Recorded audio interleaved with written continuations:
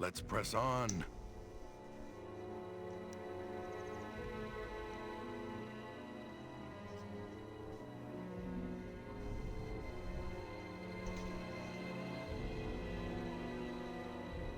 Hello folks, and welcome to Baldur's Gate Dark Alliance. This is, I guess it's only the fourth stream, but we're gonna finish this off today. I was originally planning on doing the rest of the game in two separate streams, one where we enter the Onyx Tower, or where we get to the Onyx Tower, and then the next stream was just going to be finishing the Onyx Tower. But truthfully, there's just not a ton of stuff left to. There's just not a lot of game There are left, still right? many leagues to And go. yes, I know. Thank you. So yeah, this is a shorter game than honestly I remember it. I was kind of expecting each act to take like two streams, but that just really hasn't been the way of it. So yeah, we're like I said, we're gonna wrap everything up here today. Now, I did do a little bit of stuff off stream because I really do want to stick to the idea of like not purchasing any additional equipment. But we're about to get into some really rough parts of the game, so I did use the item duplication glitch to get myself just some extra gold in the event that I need to purchase like better armor and weapons to deal with what's going on. Hey, Roll Stats, how's it going, man? Long time no see. We actually he ran a really awesome game of D&D for us on Sunday, so yesterday. I guess. Oh, my concept of time is totally screwed. And greetings, Sword Talon 1. Always great to see you as well.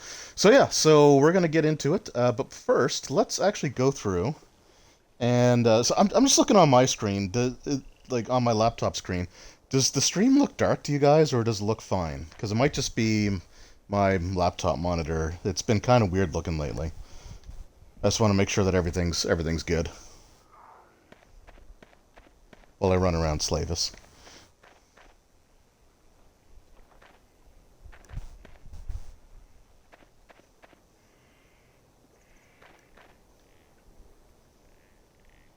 Okay, everything looks good. All right.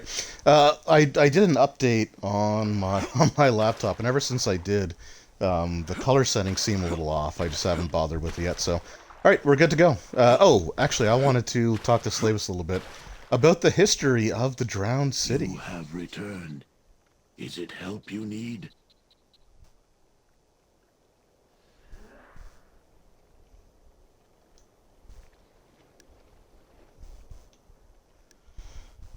Looks just like night. Yeah, this is sort of a darker section, so maybe that's all it is.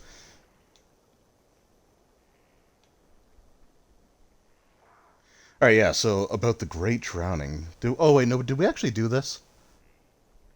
No, we Long didn't. ago, Okay. in the days when the sun's face was upon these lands and my people had not yet come, a king of your people claimed this land for his own. All this king sees, he claims as his. All he can touch, he says is his. He was foolish, greedy like most humans. But one day a shaman came, sat in the middle of the lands, and sees not the king, hears him not. Makes king's blood burn like fire. The king sends soldiers to make great shaman see and hear him, but the shaman turns the land against him. Throws fire at warriors, turns others to rock. The shaman makes king seem like little hatchling, makes the king very angry.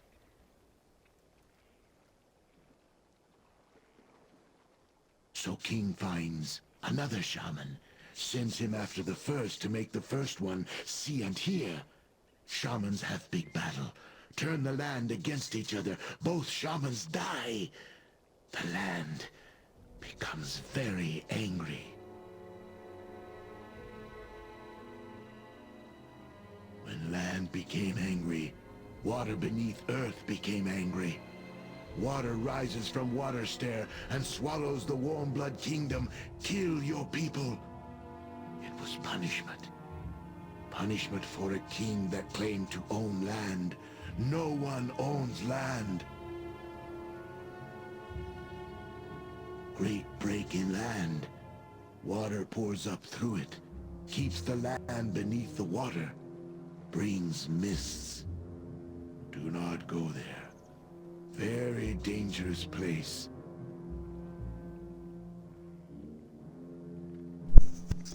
Alright, so that's just a little bit of the backstory there. So basically, it was sort of this epic battle between mages, druids, that caused basically a portal to open to the elemental plane of water, which ended up flooding the marsh. That's why it's in the state that it is today. Yeah, I also checked my my monitor settings. It is a little wonky, but it looks better now. Roll stats, so I thought the new Dark Alliance game would be more like this. I was very... Yeah, I still like the new Dark Alliance game. I just don't... I like overall the experience that I had. The only problem that I have with it is that it does force multiplayer to do the second half of the game, and I just really... Unless I know who I'm playing with, I really don't like doing, like, online multiplayer stuff. Right, so we're gonna go on our way now. Like I said, I did end up duplicating items and getting myself quite a bit of gold, and that sounds... I mean, yeah, it's obviously cheating, but I don't want to get stuck behind a really difficult boss fight, and I'm not going to try upgrading my equipment until I attempt Sessith at least twice, because that is going to be a brutal fight.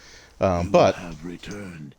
yes, I have. Let's see which supply. So yeah, so I gave myself a lot of gold, which sounds bad, but then if you start actually looking at the prices of things, like you have 154,000 gold for a halberd, the magical armor, or even like the so there's no magical armor here actually. The non-magical armor is like 25,000 for the plate armor. So the prices are pretty insane. But the main thing I want to actually do is potions, because I'm going to need potions. I'm actually going to sell those, and we're going to sell off... We don't need that many of those. And I'm just going to focus on the extra healing potions, because we're high enough level now that we're going to need those. So we'll get up to 130 weight and see how much that gives us. Okay, and then 1, 2, 3, 4, 5, 6, 7 more. So yeah, like I don't hate the new Dark Alliance game. I just don't have people to play it online with that I know. Or especially I don't have people online that I could play it with that have the Series X, which seems to run it a heck of a lot better than the Xbox One. Alright, we'll do a save.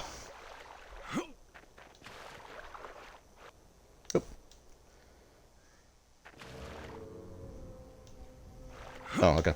I guess I could have saved on this side of the wall, but that's fine. Yeah, so this is, like I said, we don't have a ton of stuff left to go through. So my plan overall is to finish up. This will be a longer stream than normal. Like, I think we probably have about 3 hours of stuff to go through, versus like the normal around 2 hours that I try to do these streams in. But at the same time, I don't want to just do a stream for like an hour to finish off the game. So we'll take care of it all here. If it starts to feel like it's dragging on a little bit too much, then I will maybe purchase a new weapon so that I can actually do stuff. Like, just kill the enemies a lot faster, because I'm still doing, like, damage that I've been doing ever since the, you know, the first active game.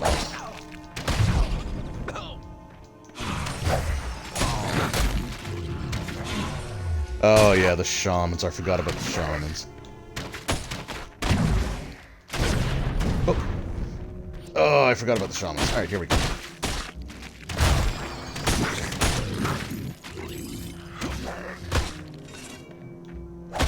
So shamans are always going to be kind of annoying, because they use, like, fireball, the poison cloud.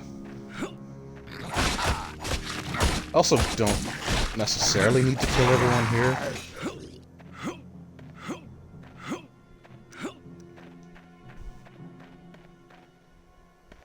don't hate it, just not what I was expecting.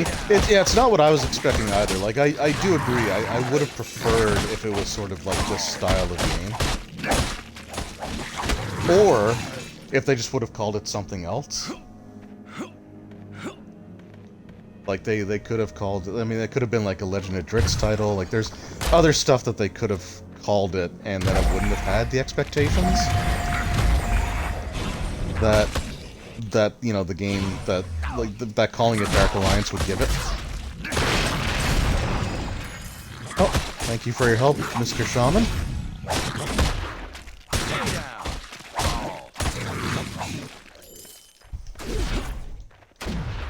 So yeah, enemy attacks will... the thing I hate the most is that they run away. Stay down.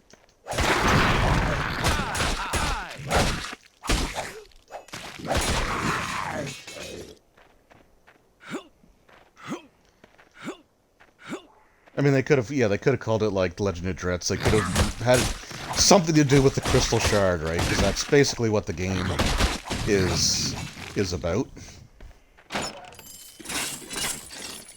Ooh, a scale helmet. There we go. So we are finally starting to find armor, which is nice. I'd still like something better than padded armor, which is the... Even though it's magical, it's still the weakest armor in the game.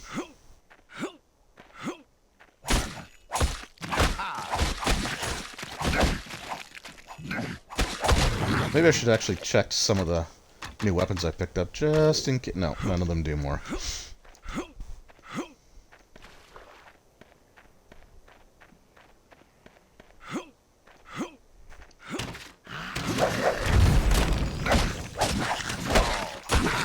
Let's get this guy out of here. Oh, come on. Yep, get hung up on the geometry. Thank you. So this lizard folk section is actually pretty rough, because you've got the guys throwing the alchemist fire. I think it's what it's supposed to be. The spear guys are brutal. Alright, we need to get some distance here between us. And they've got... I don't know if they necessarily have a lot of points, but I just... Like, the weapon that I'm using is kind of underpowered for this section of the game. But, whoa. But it's what we have, so it's what we're gonna use. Stay down. Stay down. I should probably be using my bow a lot more than I actually am. It's just... The bows haven't been great. Like, the ones that I found so far haven't been great. I think the one that I'm using is the one that I picked up, or that I got at the end of Act 1, and we're, you know, into Act 3 now. Ooh, what was that? Ring of Strength plus 2. Oh, that's better than a Ring of Strength plus 1, so we're going to use it.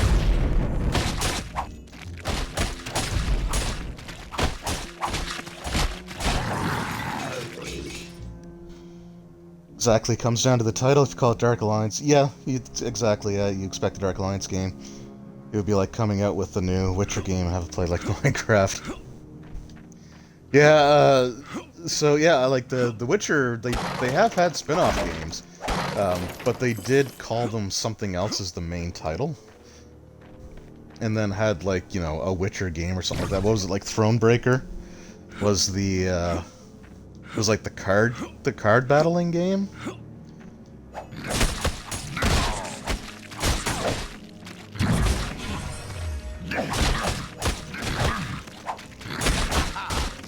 And like Wizards of the Coast, like they have the rights to all the like Crystal Shard stuff. It's not oof, okay. It's not just R.A. Salvatore's like, do they have to pay him royalties if they use it? Because they had a module for the D&D Next playtest called Legacy of the Crystal Shard. And they're, like... And it takes place... It seems to take place around the same time period? maybe as the new Dark Alliance. I mean, I don't know. I think they just basically chose the title because they were hoping that it would get people really talking about it. And to be fair, the last like games that they did were pretty bad, like Daggerdale, which I can't even download, re-download anymore. Which it is kind of unfortunate because I almost would have considered putting myself through the pain of doing a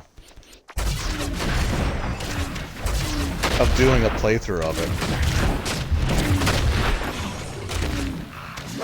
just so I could like show just how bad it was. Okay.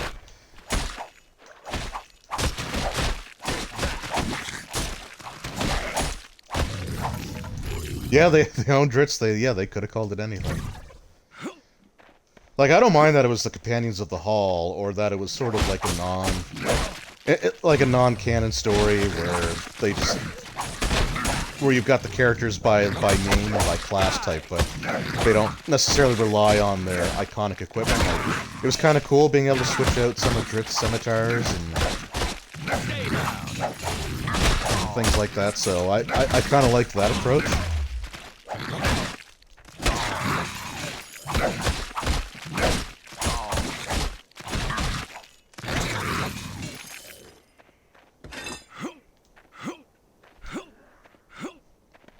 Now, I'm looking really forward to Baldur's Gate 3. Like, when that comes out, I definitely want to get it and try streaming it. And hopefully that one will run just fine.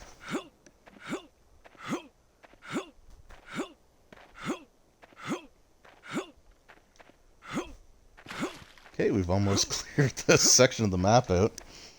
I don't think jumping actually makes you go faster, but it feels like it makes you go faster. Plus, it's a video game, right? Like, so... Oh, you're not a shaman.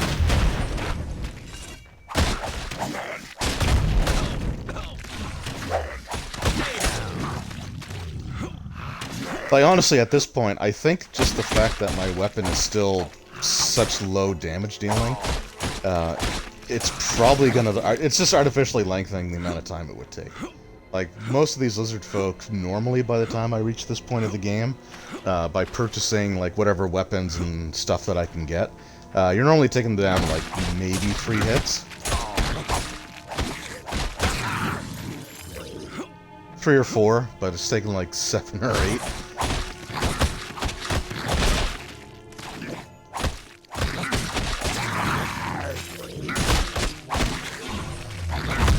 They do a ton of damage.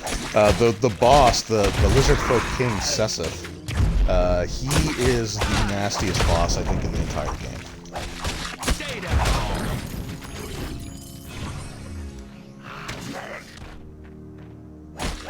Yeah, I agree. Like I said, I think they intentionally used the Dark Alliance because it was a brand that had like consumer confidence behind it. Like the same way that, like, you know, the Baldur's Gate series, right? It's people remember that game fondly, so they are going to, they're going to be interested in it automatically just because of the name.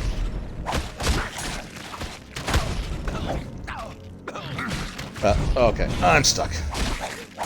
So yeah, like them calling it Dark Alliance was 100% designed to appeal to people that played the Baldur's Gate Dark Alliance games. And I still, like, as much as I enjoyed the amount of the game I could play before I was stuck behind, like, forced multiplayer, I still would have preferred Baldur's Gate Dark Alliance 3. And I do hope that they do a Baldur's Gate Dark Alliance 3. Like, I'm hoping that this remaster, whatever it is, and hopefully if they do the second one, which they're supposed to be doing, like, as far as I know, that's, like, their plan. To do, like, the update version of the second one. So I'm hoping that those do well enough that they decide that there really is good incentive to do Baldur's Gate Dark Alliance 3. And truthfully, the backlash against the new Dark Alliance game because of the name and because of the expectations that people had. That might also factor in to them wanting to do Dark Alliance 3. I mean, we'll see. I guess all we can do is see what happens. Okay.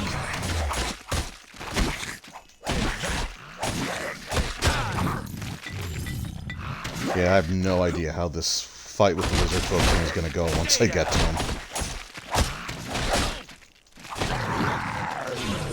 I don't want a passive experience, but it's taking me so long to kill each individual lizard folk that I kind of just want to move on. And I'm not even finding treasure anymore.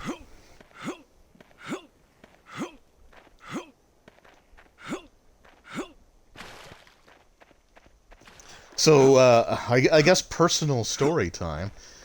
We are in the Marsh of Chilimber, which is an actual location in the Forgotten Realms. The backstory that Slavis gave us as to like how the marsh was created, or how the Drowned City was created, like that's actually part of like the Forgotten Realms lore.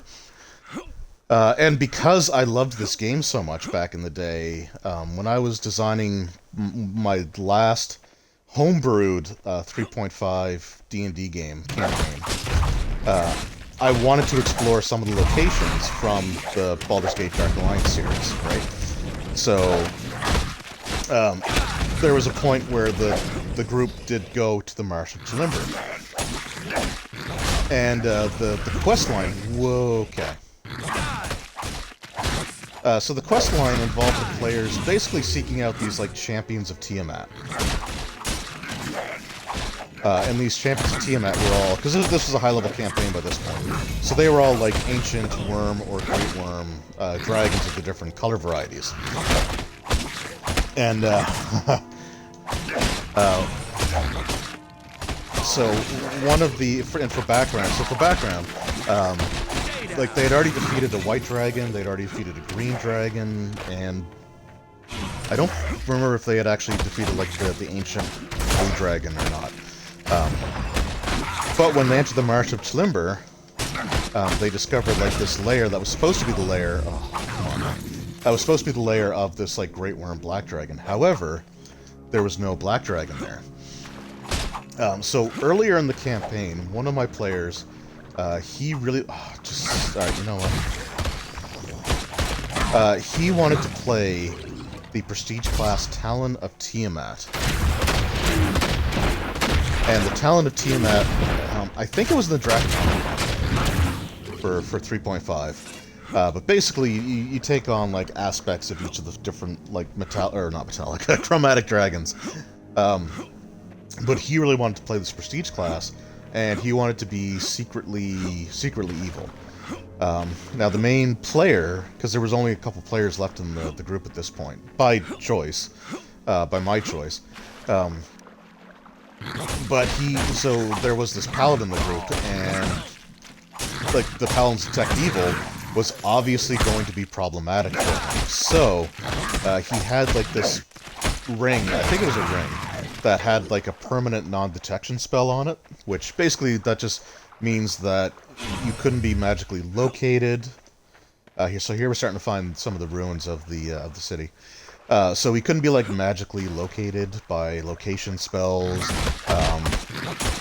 I can't remember if it meant you couldn't be scryed on or not, but it also meant that you weren't subject to effects that detected your alignment. So he made this lawful evil kobold ranger, focusing on archery, that was secretly a worshipper of Tiamat.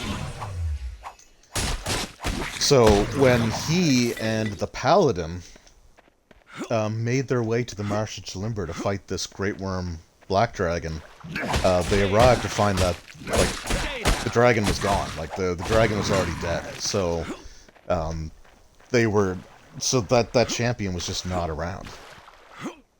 And it was at that point where the Kobold Ranger revealed himself to be the chosen one. And you know, got into this fight with the paladin. It was a really awesome fight. Because he had like some other equipment on him. Holy crap! He had some other equipment on him that gave him like the ability to cast enlarge on himself. And enlarge back then was really good.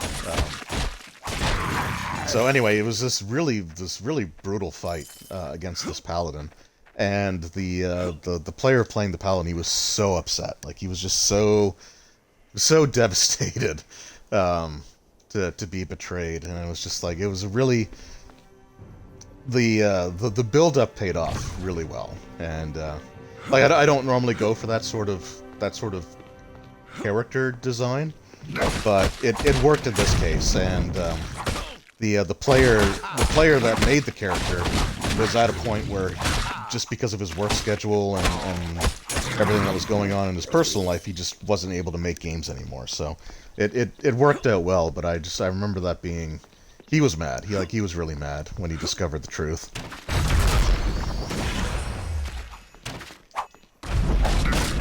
And I want to say I used lizard folk then too, as sort of like the followers of this chosen of the Tiamat.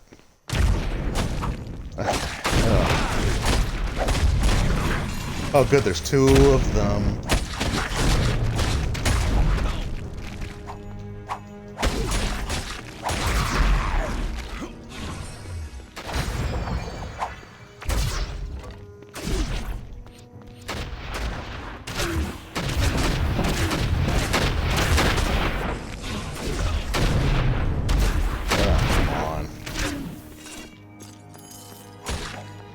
God, these shamans are the worst. You know what? Screw it. I'm just gonna go. I don't think they follow me.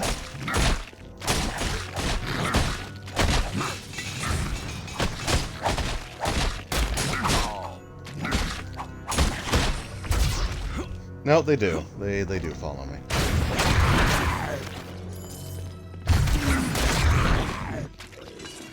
There we go.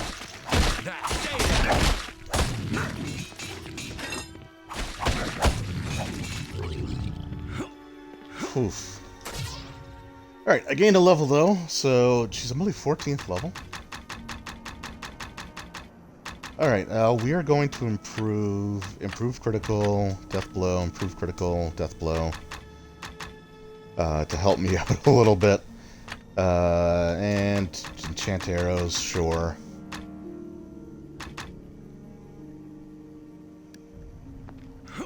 I think that's good for now. Honestly, the archer is the character I've always liked the least, and I love playing archers, but archery in this game is just not fun.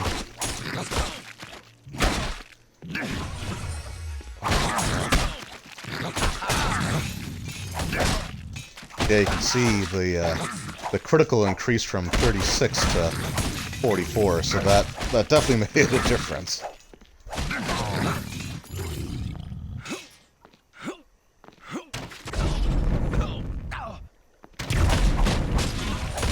God, you get stun locked by the fire too. Like that's the worst part of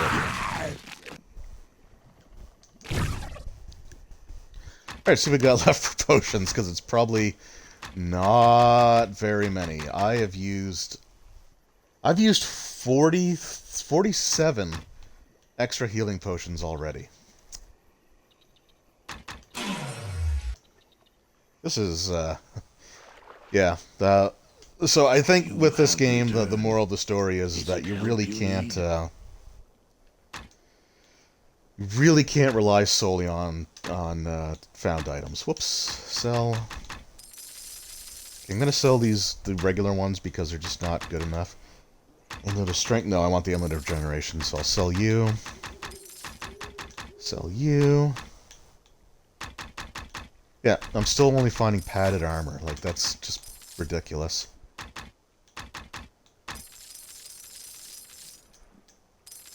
None of these weapons are worth using. Alright, and then potions.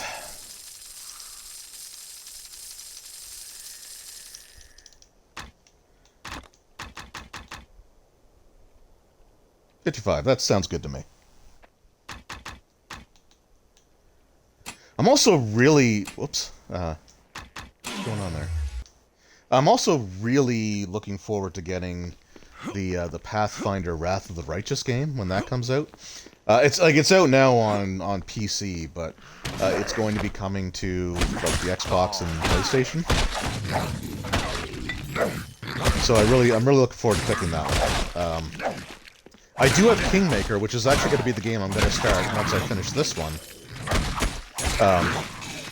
But Kingmaker has it. Well, I mean, it's like a typical fantasy role-playing game mixed in with some. It feels like it's sort of mixed in with some birthright. So you actually, you inherit a kingdom at some point. I haven't gotten to that yet in any of my playthroughs, but oh my god. But you inherit a kingdom, and then you have to. There's a lot of kingdom management stuff that you can do. There are options that you can select from as well to make it more automatic, or I think you can even set your kingdom to be like invincible, so it can't be destroyed or attacked. And Jesus. So you don't have to worry about managing it. You can just go about like the storyline. I don't know what options I'm gonna use yet when I go to stream it. Oh, you guys suck.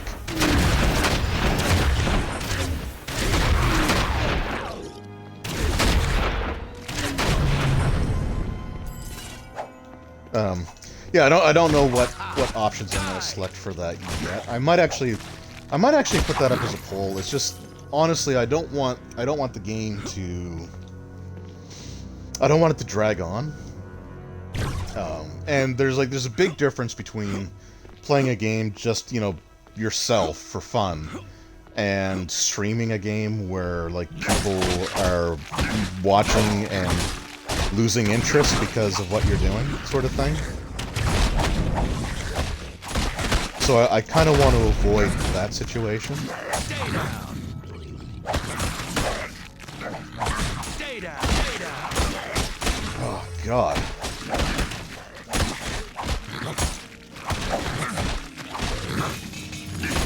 This takes so many hits. What is my strength? Should I have? I could have put on. I could have put on that amulet to get a little extra, damage in, but it is what it is.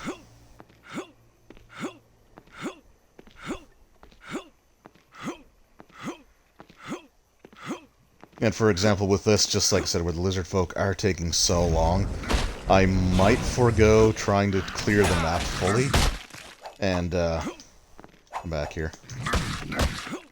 Oh my god. I might try to forego clearing everything and just getting through it.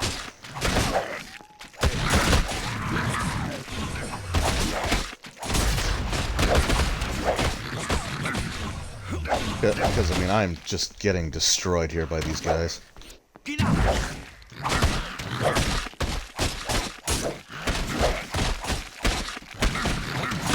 But I do want to try fighting Sessith with just the equipment that I've been able to find.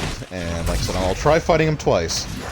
And if I still can't do it, then I will buy at least a weapon. Thank you. You get to live, because I don't want to deal with you.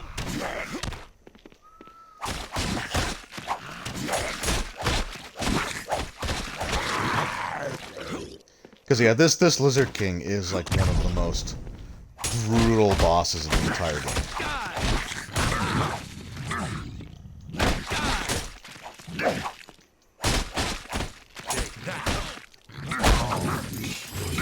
Which is cool, because again, I love lizard folk, and I like to see lizard folk actually be like a serious threat. It was one of the things that I really liked about the that Age of Worms review that I did. I got to go back and just see what they did with the lizard folk. So I think I'm just gonna go for it. Yeah, I'm just gonna go for it. Character should have his own stats for squats. I agree. I don't know, it's just one of those weird, like, video game things that I'm just so used to doing. Like, it's like rolling in the Legend in Ocarina of Time, right? It's not necessarily faster over, like, a longer distance, but you still do it, because it feels faster. There you go, get stuck up there, you jerk.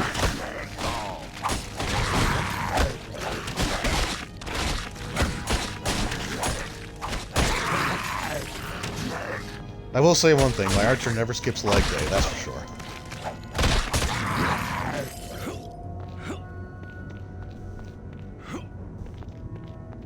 Yeah, I don't think it actually makes it go faster at all. I guess it gives me something to do, I guess, when I'm just walking. Oh, good lord, you guys. You guys need to chill out.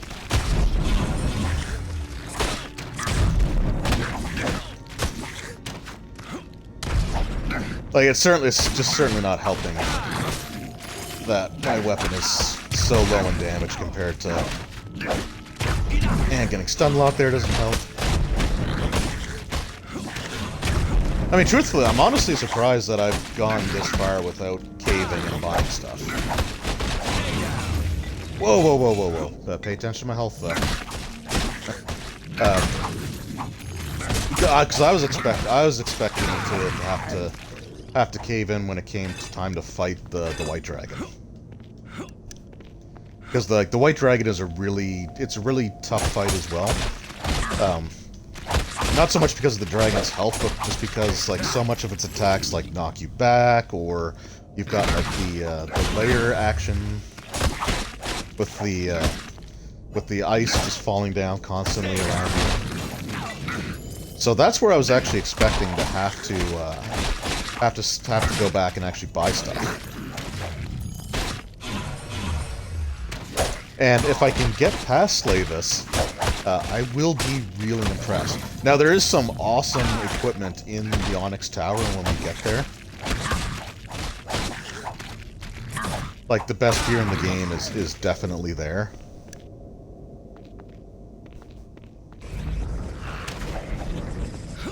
Okay, I'm just gonna... Maybe I'll ignore you guys. Maybe not.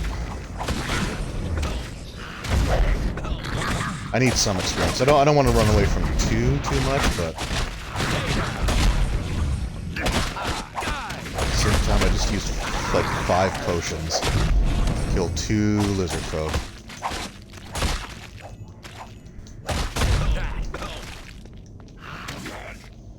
You settle on accent for brick? Going against the grain instead of the typical Scottish accent for the dwarf. You're gonna have a Canadian dwarf, are you? Am I going to feel personally attacked? Sorry about that, eh? That's okay. As a Canadian, I do feel like it's my responsibility to apologize.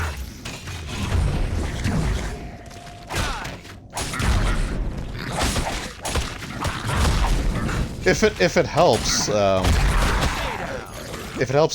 province that I live in, Nova Scotia, does actually mean New Scotland.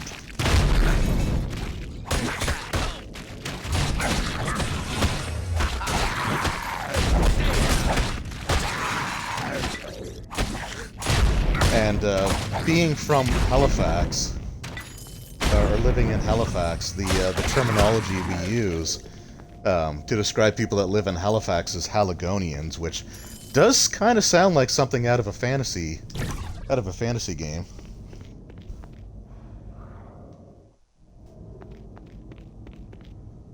It will be interesting to have the one American in the group give us his impersonation of Canadians. Jeez, I'm down to 9 potions again already. Okay, that Ring of Intellect is doing nothing for me. Alright, we got a recall. You have returned. Alright, yeah, we're gonna sell that Ring of Intellect. We're gonna sell those regular healing potions. Ooh, see, the Flaming Scimitar would be cool, but it does 5 less on minimum and only 2 more on maximum. And the short bow still sucks. I'm also down to 46 arrows. I may have to buy some more arrows. I'm also going to sell some of these just because I'm not using a ton of my magic.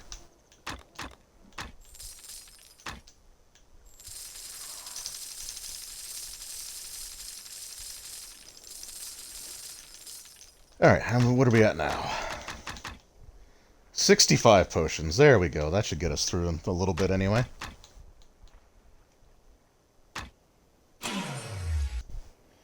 So yeah, that's going to be interesting, listening to your version of a Canadian dwarf.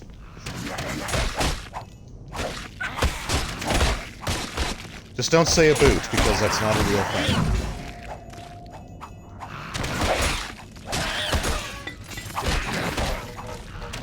Oh, and some kobolds. See, the kobolds are fine, because like they go down pretty easily. Why can't you guys be like the kobolds?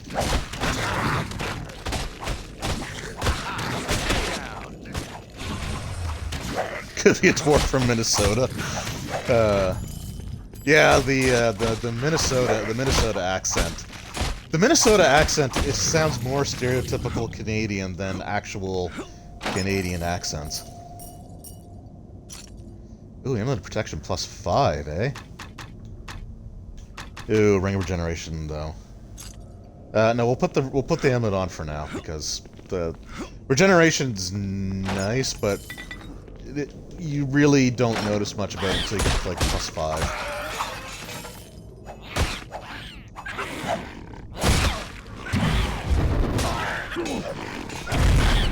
Yeah, I kind of like the idea of the Minnesotan.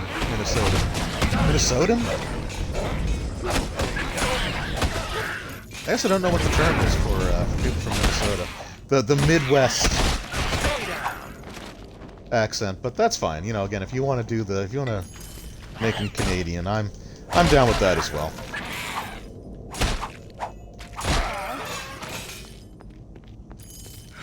Actually, just this past weekend, my wife and I went out and voted for the Canadian federal election, which is coming up in like a week.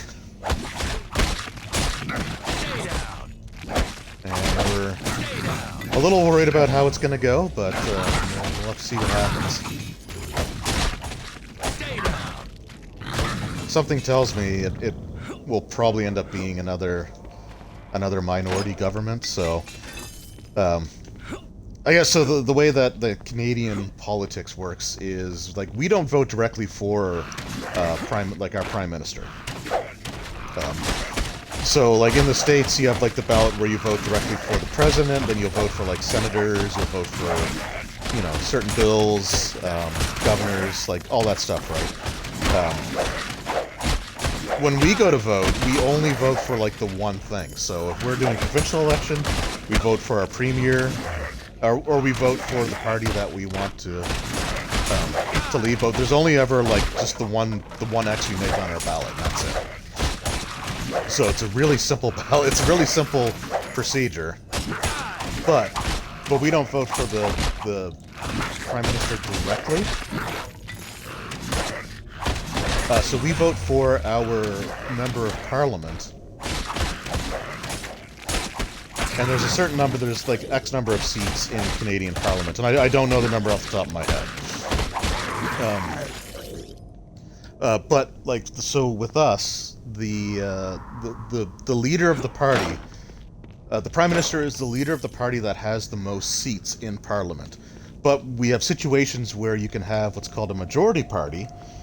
Which is where the party that wins the election has more seats in Parliament than any of the opposition parties combined. Or you can have a minority government, which is what we currently have, which is why we're having an election in just a few days. Oh, Umber Hulks. Great. So, like, we just had an election back in, like, 2019, I think it was? Yeah, it was in 2019, I think. We had our last federal election. They're normally like every 4 to 5 years. But but what happened was, like, the Liberal Party, they won the most seats, but the opposition parties, if they added their votes together, they had more seats than the Liberals.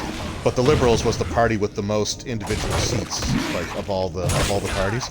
So I'm thinking we're probably going to be heading to another minority government situation, which means there'll probably be another election in a year or two. Which isn't the first time that I've lived through that, actually. So during the housing crisis, the housing bubble bursting in the U.S., like during that period of time, we had a conservative. Will you die? Jesus. We had a conservative government, but they had a minority as well, and we ended up having like 3 elections in 2 years or something like that. It was ridiculous the amount of times that we ended up having to go and vote. But like I said, we'll see what happens.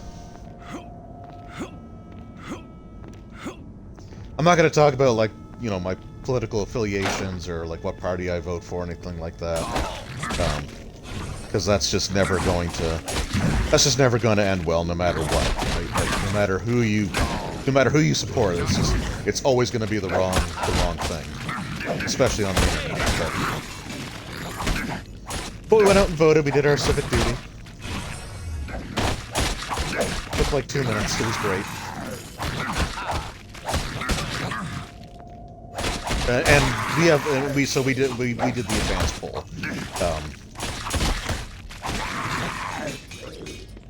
And we wanted to do the advance poll so we can get out and get it done when not as many people are going to be out. Like, voting on election day takes a lot longer.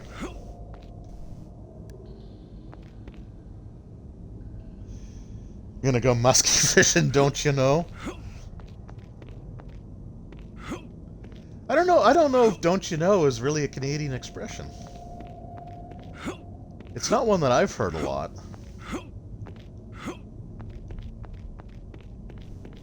Okay, that's where the boss is. I'm gonna clear this section.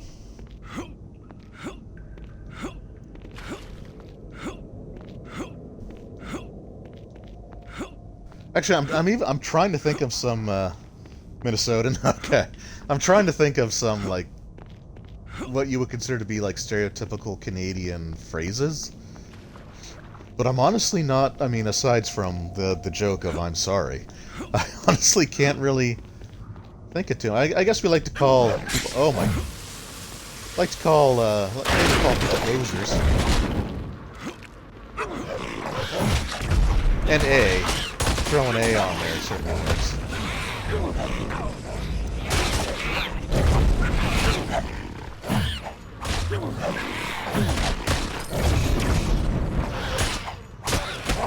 And the funny thing about, like, saying A, like EH, it just seems to be one of those things that happens as you become an adult.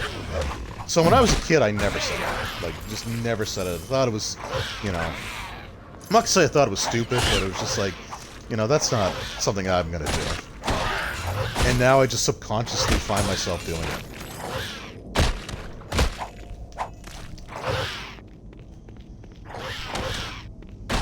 Your son-in-law says it all the time? Okay.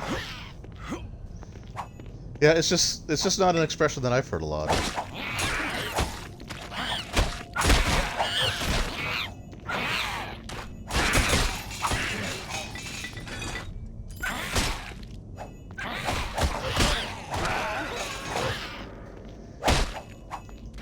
Like, I guess we've used, like, the expressions, "come here a minute." Oh, come on, dude. Just accept your fate, please.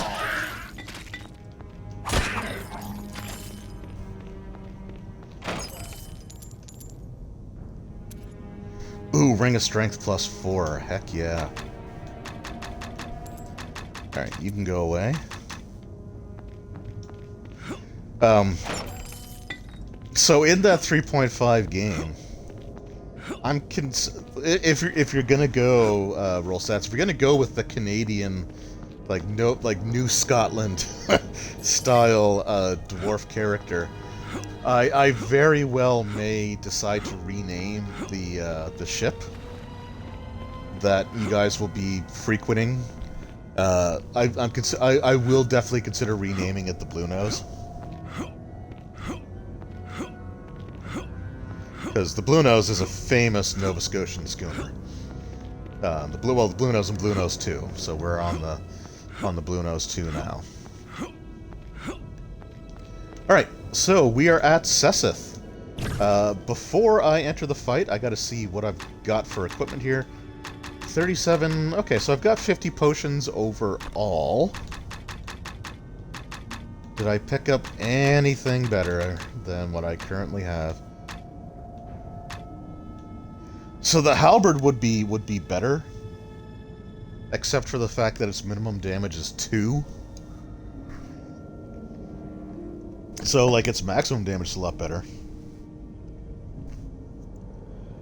I grew up in the Midwest, family South Dakota. Definitely do the northern Midwest accent. Oh, okay, cool.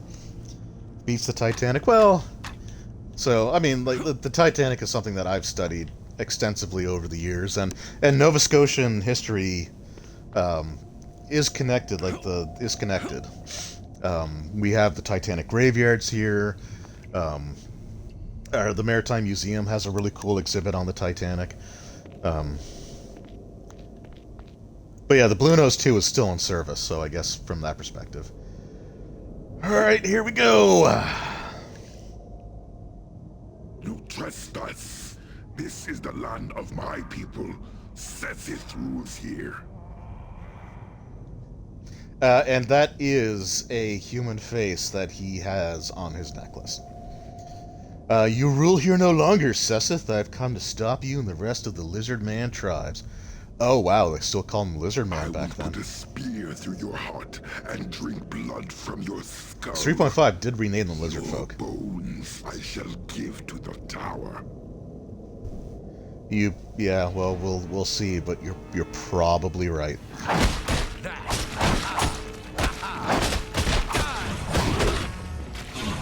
Oh, God, okay.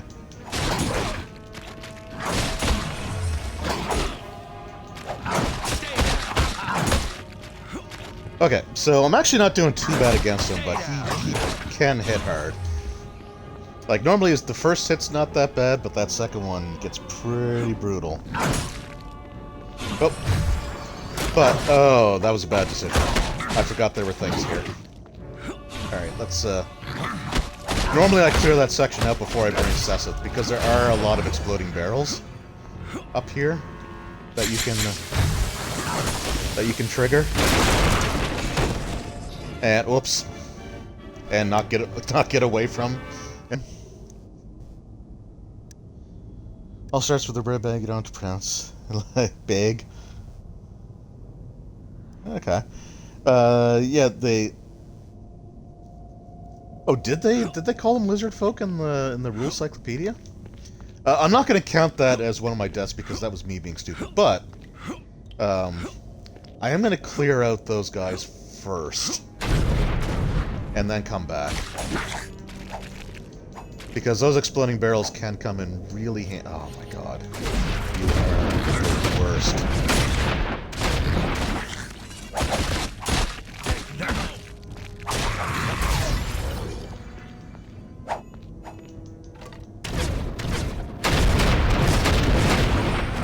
And the aiming is so precise in this game. Like, there we go.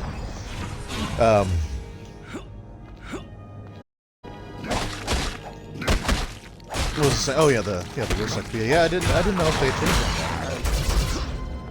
It could be because the rule cyclopedia was like 91. So that was in the era of like second edition. Oh man, get away from those, please. So that was sort of in the era of like where second edition was trying to make the game terminology feel less. I don't want to say offensive, but I guess that's kind of what it was. Okay, I don't want to blow up those barrels, so I need you to stop, like... There we go.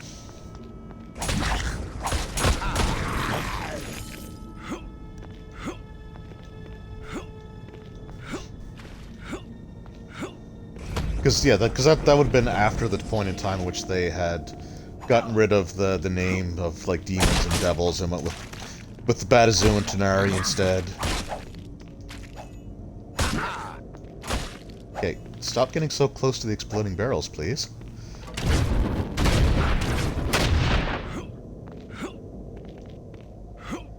Okay, I think this is the last guy up here, hopefully. Whoops. Oh, I forgot to buy arrows. That could come back to haunt me.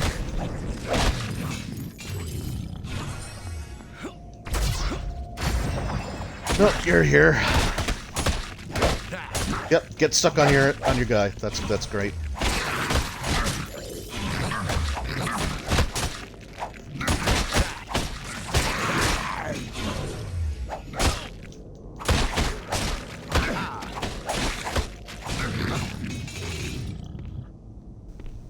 Okay, no, they were still lizard men back then. Okay.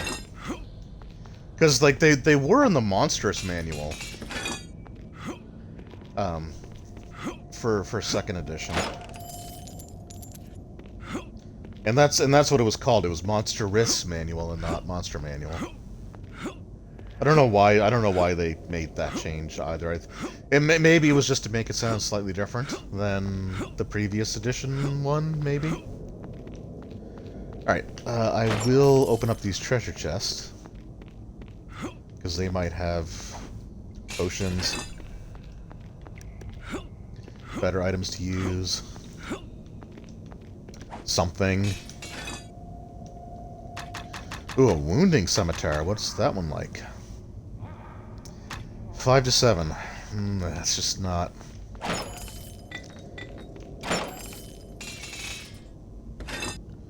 Wounding battle axe plus 3, 7 to 15. That's still... So 7 to 15 is just not... It's not better than a guaranteed 11, so... Alright, let's see what we got here. You're definitely gonna save again.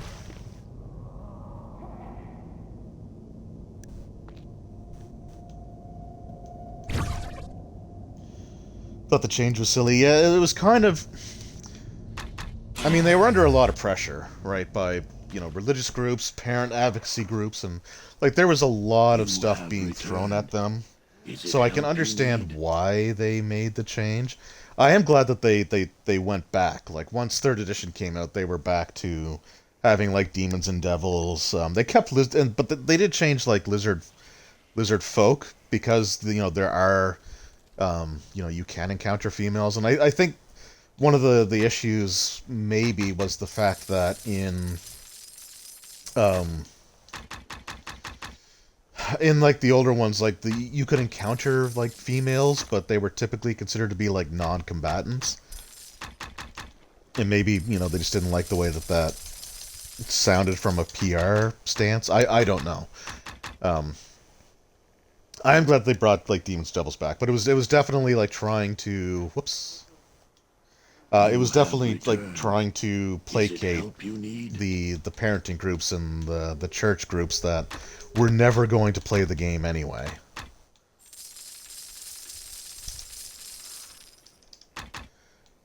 Alright, that ought to do it. What do we got here? 57? We'll buy 3 more. There we go. Just we got 60 healing potions. How many recalls do I... Oh, I got tons of recall. Try not to... Yeah, no, that's exactly what it was. Like, they were just... Yeah, they were just trying to make sure that people would still, like, stock their books and not be... If they made those changes, that the parenting groups maybe weren't going to be so... have so much ammunition against them. Alright, we've been through all that. Yep, you probably will. Alright, here we go. Okay. So with 3 hits, he nearly killed me.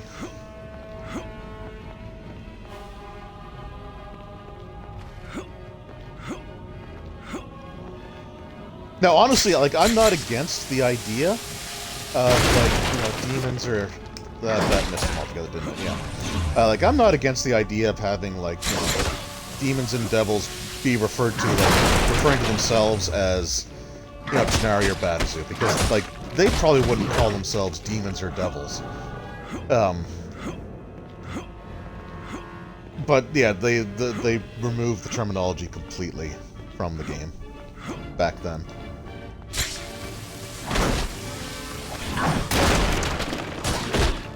There we go. Oh, okay. Which means that they did have to start like naming. So, holy crap! Although I think first edition actually did name the demons and devils as well. But like in OD&D, oh god, I hit the healing button, but it didn't work. All right, we'll try it again. And then this time, if it doesn't work, then I will buy a better weapon. You trespass. I will put a...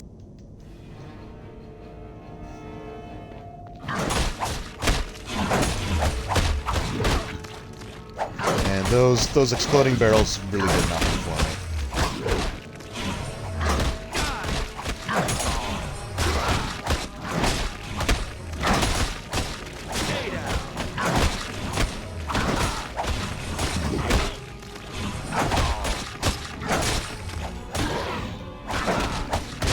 Okay, well this is going a little bit better. Ow, better.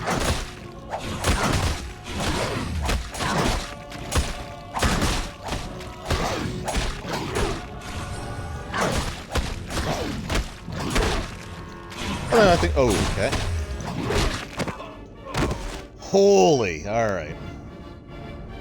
Alright, so we're gonna load game. That went better, but he was still... Those hits were still brutal, so we're gonna do it. We're gonna buy ourselves a better weapon. I'll keep the armor the same. You have returned. Is it help you need? But I knew he was going to be tough. Alright, what do we got here?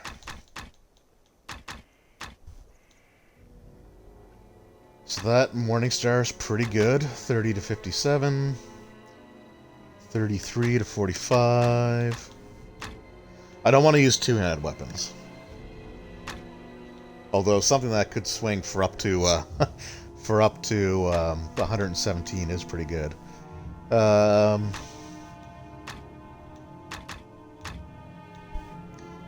Alright, let's go with the Flaming Burst Mithril Morningstar. Let's go with that. Let's try that one, see how it works.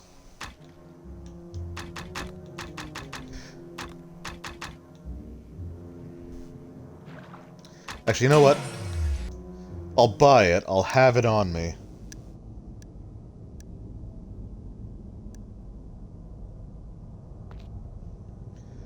But I think I'm going to try one more time. So I think folks lose sight of the fact that it's just a game far too often. Agreed 100% on that. It's a game, relax. The fate of the world. Yeah, no, I agree fully. And like the thing with the satanic panic of the 80s, it's the same thing that the comic industry's gone through, that the music industry's gone through, that TV and film have gone through. It's just people blaming something else for their own shortcomings, right? This is the land of my people. Was it Dallas Egbert when he committed suicide? Like his parents refused to think it was anything other than the fact that he played D&D was the reason that he took his own life. But it just like the facts just don't support that, right? Like there was a lot of stuff going on. And, you know, God, this guy's tough. You know, his sexuality was definitely something that was, you know, an issue for him. Because it's like back in the, 70s, late 70s, early 80s, right? Where having his sexuality was just considered to be, like, wrong, right? Which is, I'm glad we're hopefully getting past that as a society.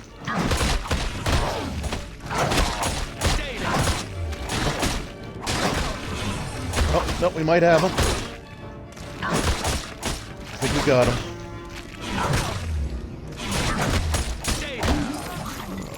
No, we got him. I actually didn't even use the weapon I bought. So that worked out better than I thought it would.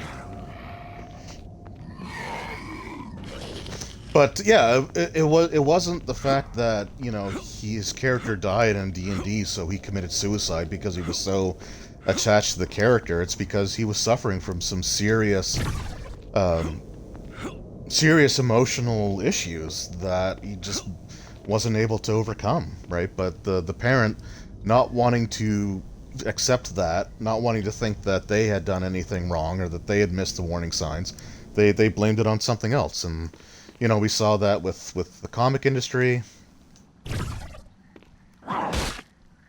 Okay, you know what? I think there was a disruption Morningstar. I'm going to buy that instead, and I am going to use it. Sessith dead. But yeah, I mean, it's a game, right? Like my favorite thing was the dual notions that if you played D&D, you were this like automatic like Satan worshiper, horrible person, but you were also just a complete and total like nerd. And it's like those two don't really necessarily go together the way that, I don't know. But yeah, it's just a game, you know, relax. Have fun. It's a fun, like, I honestly believe that tabletop role-playing games have helped more people than they've ever hurt. By a significant margin. Yeah, oh yeah, this weapon's so much better. I caved. I bought a weapon. I didn't use it to kill Sessith, but I am using it against these guys because, look at that, 2 hits. Now if I switch back to Scimitar... Okay, well that was 3 with a critical. Let's see what we get with the non. Yeah, so 2 hits versus 5. Let's just, yeah, we're gonna do that. Just to make this go flow faster. But yeah, like, I mean, from personal experience, like, you know, D&D was the one thing that got me through a serious depression. More than once, actually. It's helped me through. It was like the one thing that I held on to that kept me going when otherwise I was ready to give up. So, like, no, RPGs are good. And another like proof of that was when I was working with Autism Nova Scotia and running some D&D games for some children there. And they use D&D because it's a social activity that helps you to learn like how to socialize, work with a group. It was just like, you know, like doctors, psychologists had looked at it, and it's like, no, this is something that could be a super useful tool, and it's a game, so like, you know, the youth will have fun, but you can use it for other purposes.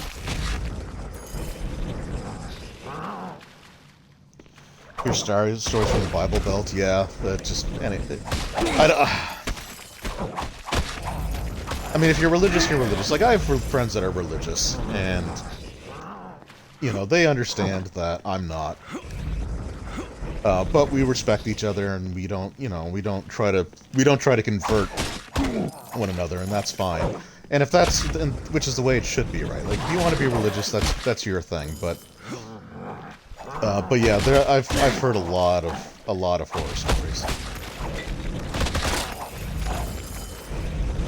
Completely agree. Tabletop RPGs are cathartic. Yep, absolutely. They help folk work through things. There can be a healthy escape. They inspire creativity and out-of-the-box thinking. I don't see anything but good. Yeah, no, agreed. Like, roll stats, exactly. Like, it's... You know, I mean, there's... Sure, like, every fandom is going to have its, like, toxic element, right? And tabletop RPGs are certainly not immune to it, but... Again, that's the exception, not the norm. You're a Catholic, it's just a game. Yeah, like yeah, like that's the way it should be. You know, I'm never gonna say anything bad about someone because they're religious. Like, I don't believe in that. And I don't think it's right to criticize people based on that. But, you know, as long as we can just, you know, get along and agree that, you know, we're our own individuals. Oh, some boulets.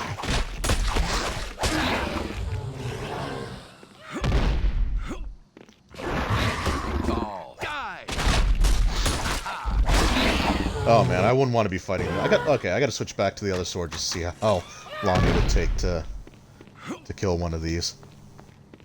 But yeah, no, I mean, do what, you do you, right? Like, believe whatever you want to believe. Just don't be, like, my motto is, do whatever you want, just don't be a dick. And that's the way I live my life. Yeah, we're switching back, because that would just take so long.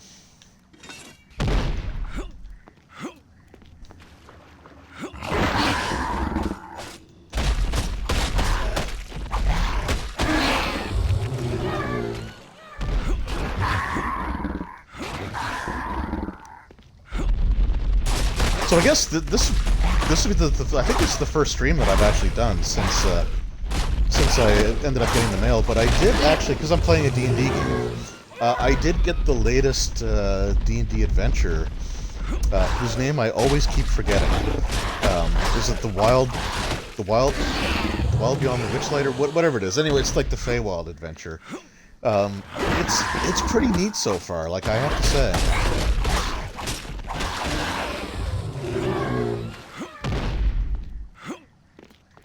Like, I hope Wizards continues to do some, like, more off-the-wall style adventures. Like, the Rime of the Frostmaiden was basically, like, their homage to horror.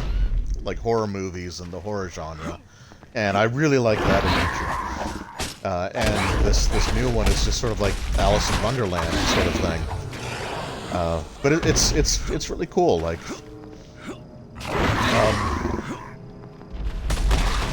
There's an NPC in there, if I recall correctly. Like, I'll have to look it up again. But there's an NPC in there that goes by the name of Thaco, and I love that. Like, that's just a beautiful thing. There's a lot of actual, like, callbacks to the 80s in there. So, like, the map for the basic storyline has this, like, carnival, like Feywild carnival, that sort of crosses over onto the material plane once every 8 years. And the map of the carnival, it has a roller coaster. It has a roller coaster in it, and the roller coaster is, like, the look of the roller coaster is literally the roller coaster from the 80s cartoon show. And I think that's so cool. Like, I love that.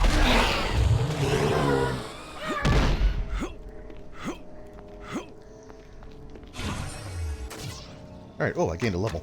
Alright, what are we gonna do here now?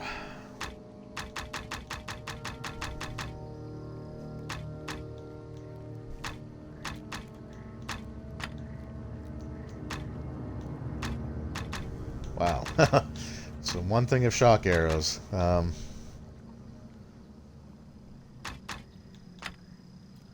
and repulsion, why not?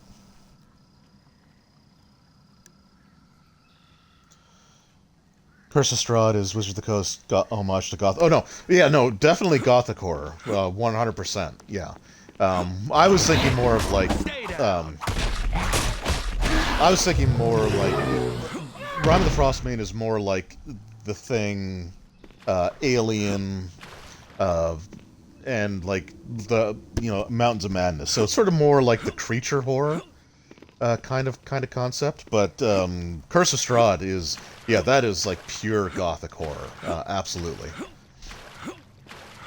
And it does it really well.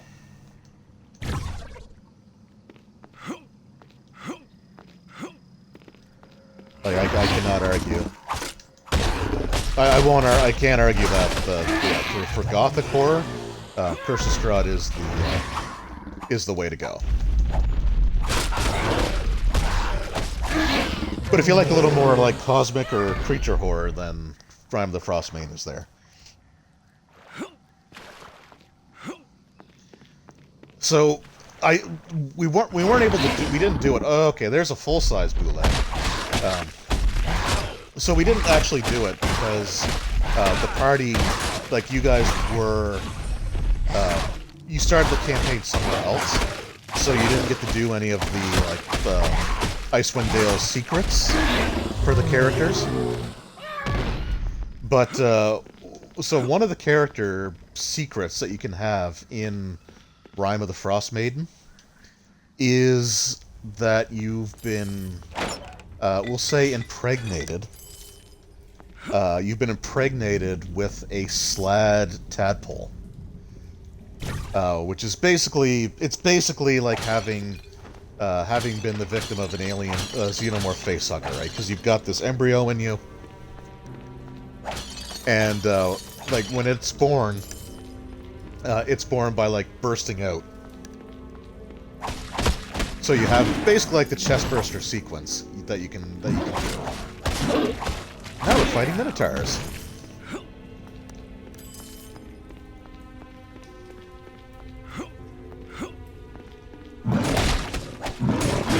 So if I were to go back and run Rime of the Frostbane first level, I would 100% use those like character secrets.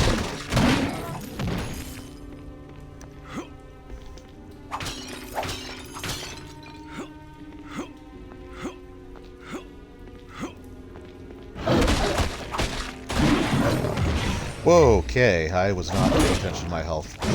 Thankfully, when you get low, when your hit points get low, the controller does actually, like, it vibrates like a heartbeat.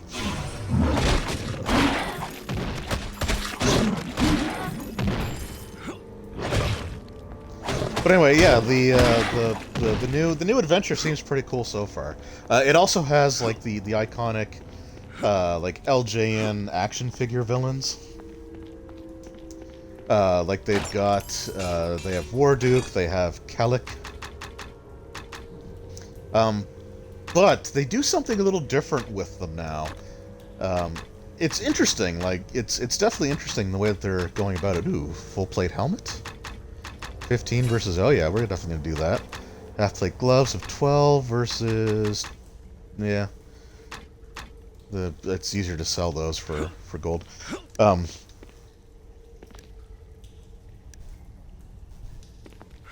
Oh, jeez, what was I just saying? Yeah, so it's got, so with the NPC spellcasters now, and I'll have to actually look back at some of the other books, because I think this is the first one that's actually done this. But the spellcasters, like, they don't have, like, the normal, like, spell slots, or they don't sort of do it that way anymore. They have certain spells that they can do at will, and then they have certain ones they can just do a X number of times per day. So they're a little bit more set in what they have available to them. And they have fewer options to choose from, but they're more likely to use all the different options because there's fewer of them now.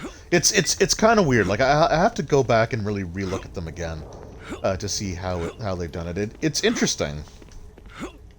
It's definitely interesting. Like, it's almost like old school spell slots. Like, you know, you can do Magic Missile twice a day, right? And then they have, like, magic items or things that will have spells attached to them as well, but it is a little less to keep track of, I guess. And like I said, with fewer things, they could just focus on what they would normally use in a combat situation. So it simplifies the stat block is basically what it does.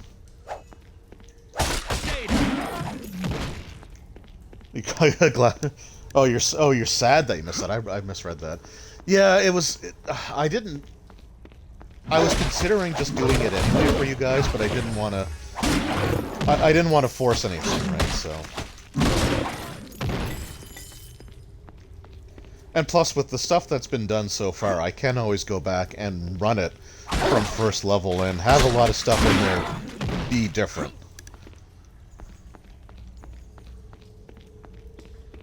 Which is one of the things that I do like about it. I mean, like, the Shardolin Dragon, like, that's a major plot point that's going to happen. Plus, I can always incorporate stuff like that into a future campaign as well.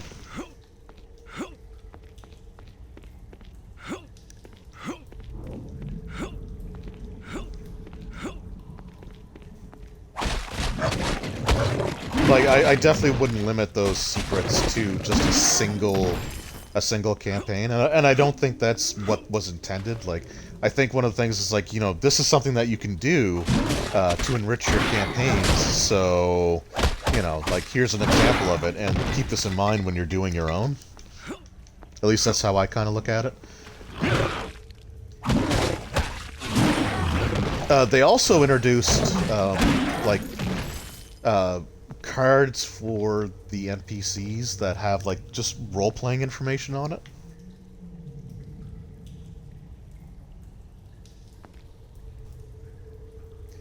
Oh, you have Ram of the Frost Maiden? Didn't want to read... No, that's fair. I added a lot of stuff into it sort of myself, or streamlined some things, because it was just a once-a-month game.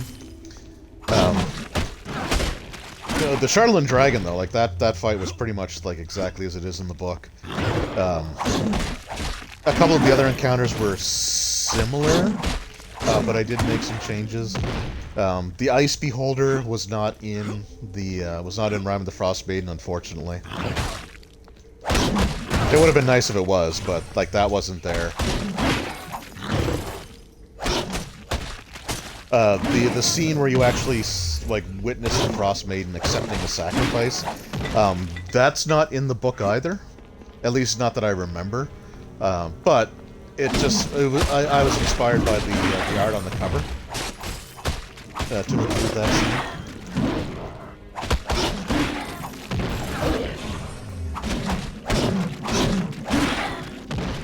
The Ice Beholder was your favorite? Well, I'll take that as a compliment.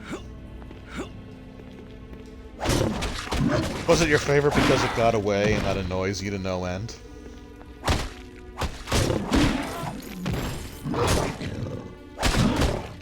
And actually, I have been thinking about it for the last, like, few days. And really thinking about it since the last, since you ran the first thing of Curse of Strahd. I think what I'm actually going to do is, once you wrap up Curse of Strahd, I'm going to go back to Frostmaiden. Because I do want to finish out that adventure, and I do want to see what happens to the characters.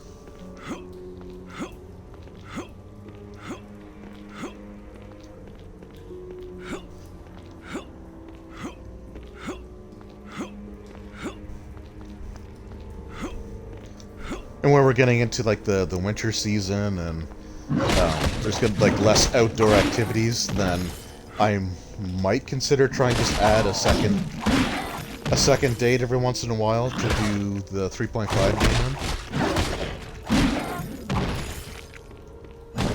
Oh, we'll find it before the end of the campaign. Oh, definitely, you definitely will. But yeah, no, my plan at this point, my plan is to 100% go back to that.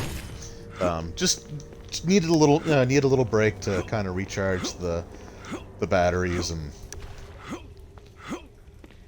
the desire, I guess, because with all the other stuff that I'm running or want to run, the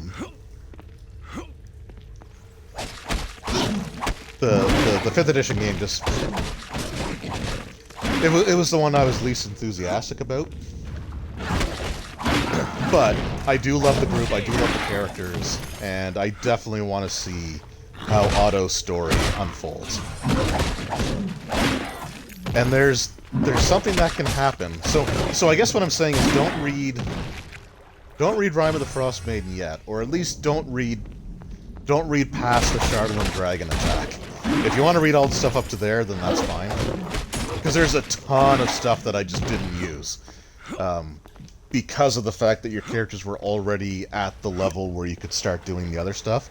But there's a ton of, like, little short quests that you can do throughout Icewind Dale to get up to, like, the level where you start going up against, like, the making your way to Sunblight and the Shardland Dragon and the Dwargar.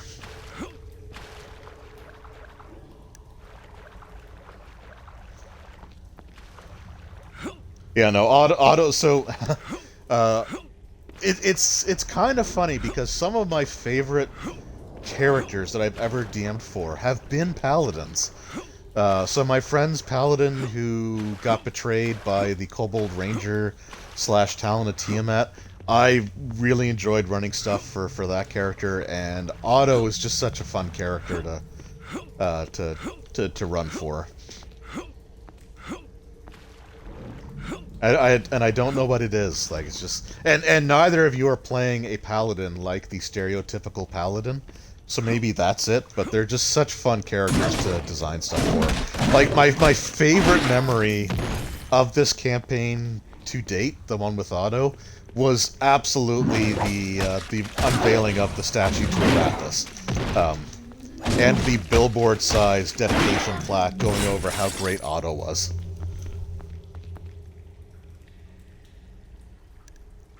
Yeah,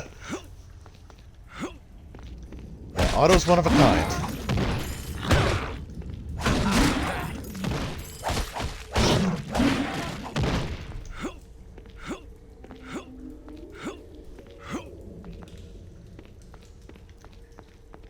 No, let's keep going this way. I think there was one of those fork in the roads where one leads to progress. Okay, well that's definitely the progress section, so let's go back and just clear out what we can.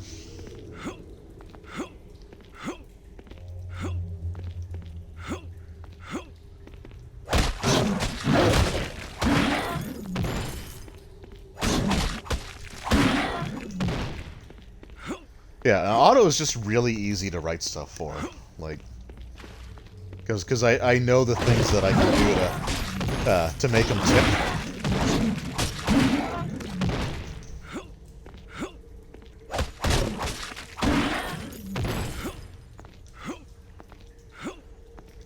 I also really love, like, the Artificer with his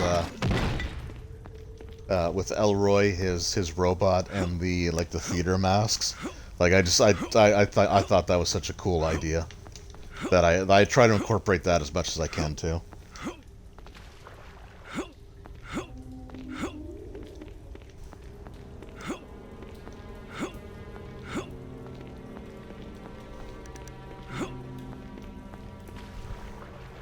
Alright, so we have made it to the water stair. And oh look, it's Slavas. Your strength is great. Many enemies lie dead. To attack you is to die. That's right. This is the door to the world of water, where air, earth, all is water. Human shamans call world of water element plane. Plane of water. Oh, I guess the reveal that the water stair was the elemental plane of water was... I got ahead of myself, but there it is now. Plane of water in tower. There is gate to element plane of water here. You go through this gate, come out through other. Slavas has magic. A magic that lets you breathe like fish for a short time. Let you it's called water breathing. Like air. Last long enough for you to enter tower, not to get back out. You must destroy tower from inside, then find your own way out. Great, sounds impossible. I better get to it. Alright, I think he still has... Yeah, okay, so I can still buy and sell from him. So we're gonna do that.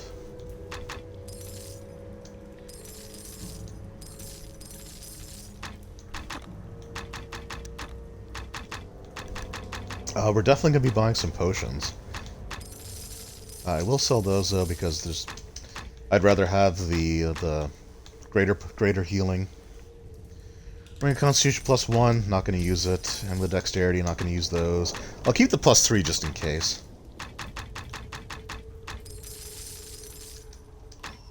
Alright, and we'll buy...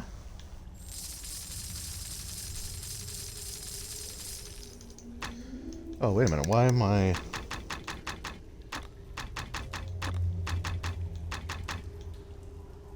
Oh, I'm up to 268 arrows. Okay, no, that's fine. What do I got for these again? 48? There we go. So we are about to enter the final location of Baldur's Gate Dark Alliance. So, like I said, originally my plan was to just stop here and stream the Onyx Tower in its own separate thing, but like there's just really not a lot to it, so we're just gonna go for it. Okay, can I... Oh wait, he has to cast a spell on me. Are you ready? I know what I'm doing. The tower waits. Listen. You will breathe water for a short time, not for long. Swim fast. My magic will guide you within element plane. It will lead you to Cue the Gate drum roll Tower. sound effect. But the drum roll has to come before I realize that he didn't cast a spell on me yet.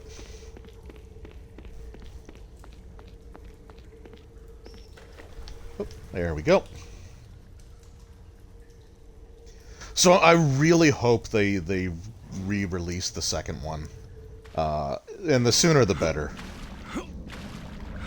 Because like they complement the two games complement each other really well. Like each have their own strengths over the other and their own weaknesses over the other.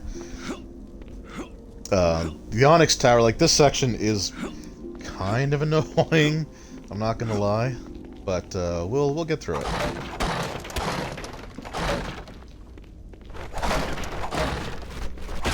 We got gargoyles. And I'm also at the point where, like, I'm at the point of no return. So I cannot recall. There's nowhere to recall to in order to purchase equipment or potions. So as you can see, like, enemies are dropping the greater potions, because if I go to recall...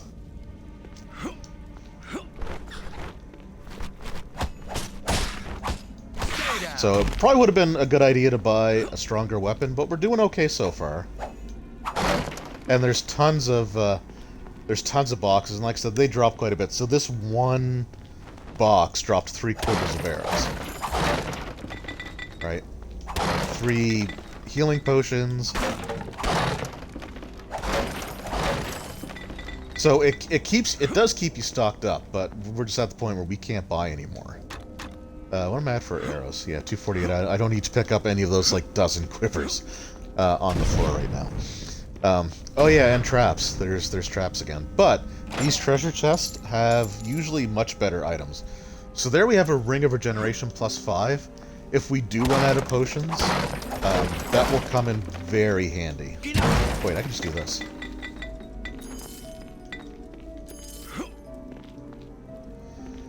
So, yeah, +5 Ring of Regeneration will heal you up naturally faster. It's not as good as a potion, but if you don't have a potion, it's definitely better than just relying on regular healing. And we also have these iron golems with their poison breath attack.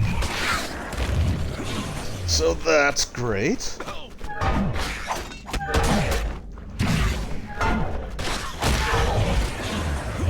And they hit for a ton.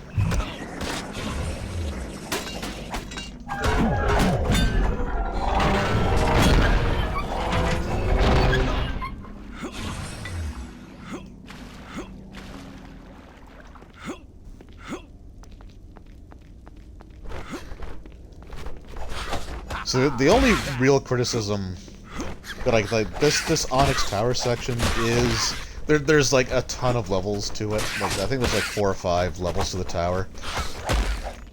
It does get tedious by the end, but we'll get through it. We should start finding, hopefully at some point, we should start finding some actual decent armor.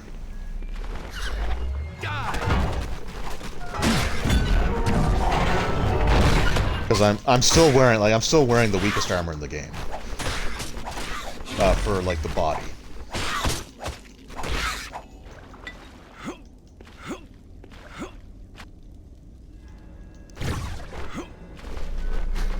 So we want to look for... Ow! We want to look for... Now, and like to save time as well, Truthfully, I will probably not hesitate to use item duplication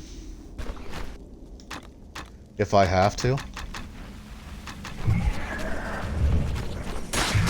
Just because, like, it beats waiting around for 5 or 6 minutes to regenerate.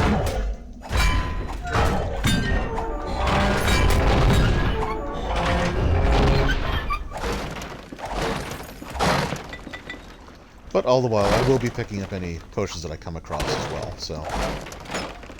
It probably won't come to that. Ooh, what we got there? A Wounding Adamantine Scimitar of Defense, +5. Let's have a look at you, shall we? 40 to 48. So, yeah, overall, it's better. It has a minimum that's 7 points higher and a maximum that's 3 points higher, so we're going to go with that now.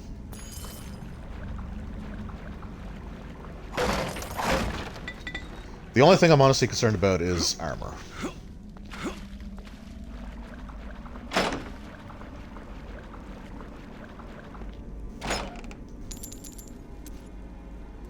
Ooh, range of strength +5. Heck yeah. Alright, so take that one off. And there we go. So what is our strength now? Strength 28. So that is something, by the way, talking about how this is supposed to be like, you know, the 3.5 D&D rules. You cannot wear two like stat boosting items of the same kind and get benefits from both of them. That's not an actual thing. You can get like super high strengths. Like if you're used to 5th edition, where your stats cap at 20. Just don't get hit, easy peasy, yeah. Why didn't I think of that?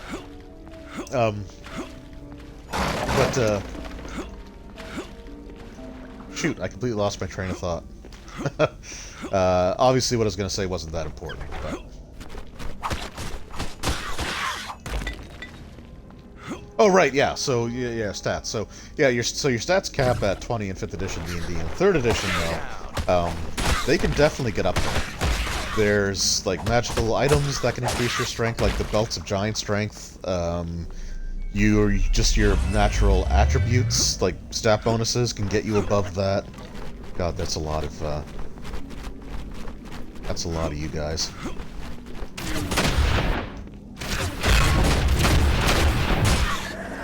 Okay, please go away.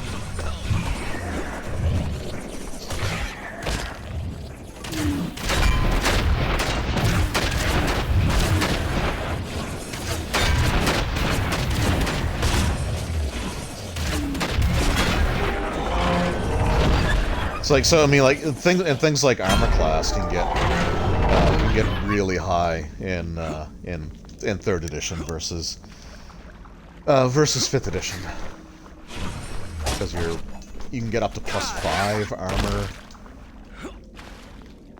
versus +3. So just from that perspective alone, God, be really obnoxious with the poison gas.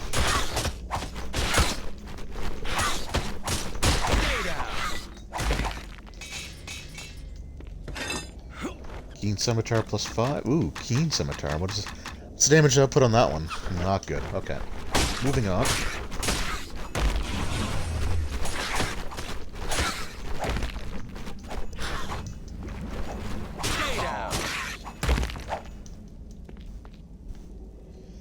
Yeah, Beckme's stuck at 18, but there's 36 levels in Immortality. Yeah, I can't, can you use the Wish spell in Beckme to increase your stats, your attributes? Because that's something that you can do in like 3rd edition D&D as well. Like there are wish spells that there are certain effects you can wish for that will the spell description basically says like if you choose these options, the DM won't mess with you. But if you try getting too fancy, then it can be up to DM interpretation, which you never want. Yeah, but it takes several. Yeah, okay. Oh, is that like one of those things where it's a number of wish spells equal to the number that you want to increase up to? Like if you want it to go from 18 to 19, it's like 19 wishes. Is that how that works? Oh my god, there's so much more to this. You know what? I might just go back. Oh no, we're about to link up. Okay. Stay down. Oh, so the wounding property is treated like poison. That's why they glow green. Okay. Close to that, okay. Okay, I think I got way too many arrows now. Yeah. There we go. Yeah, I forget how it works in 3rd edition.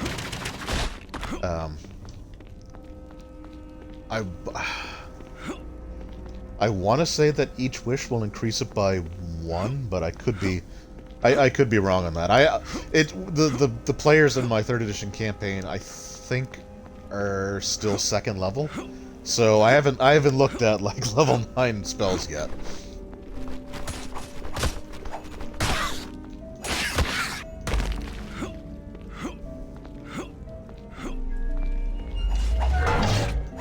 Oh, I didn't see you.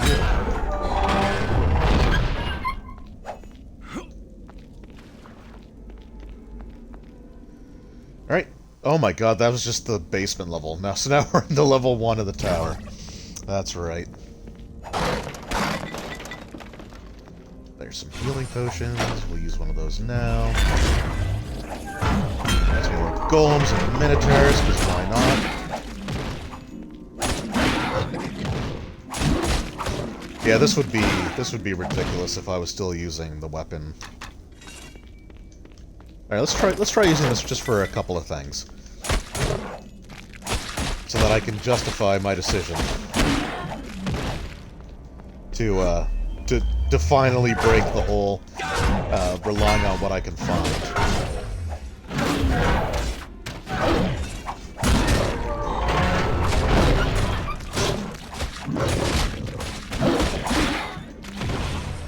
Oh yeah, that would just take forever. Chain gloves plus 5? Full plate gloves does same bonus.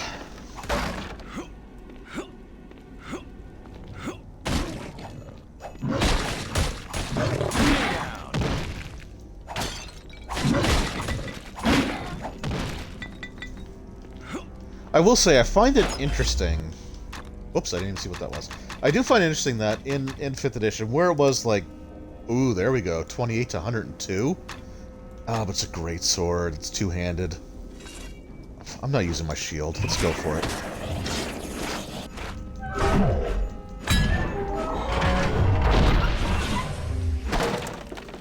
Yeah, that does feel kind of slow, though.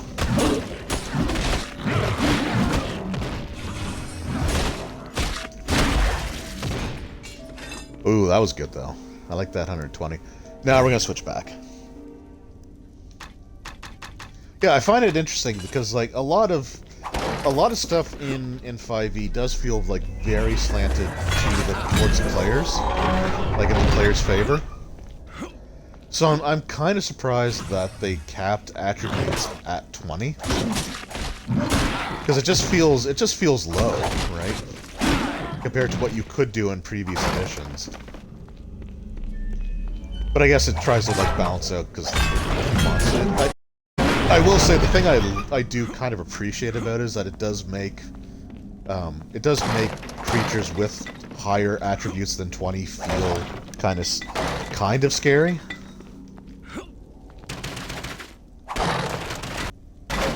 Oh, I need to re-equip my shield.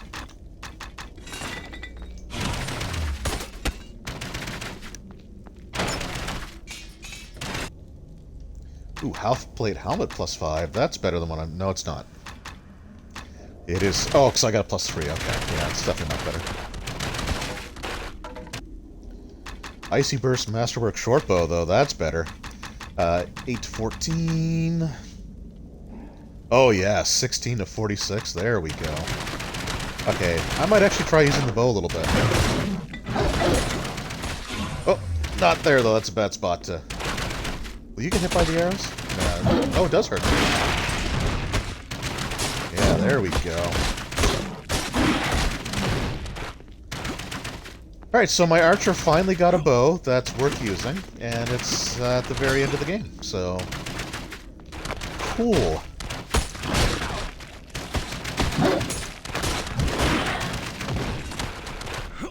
Still not better than my melee weapon, though.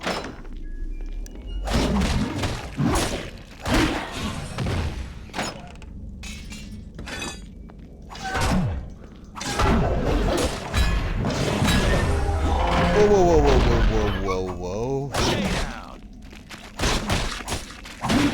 God. Okay, I'm saving as often as I can. I would really love to find, like, a suit of armor. Not the stupid gloves or helmet or boots, but an actual suit of armor now, please.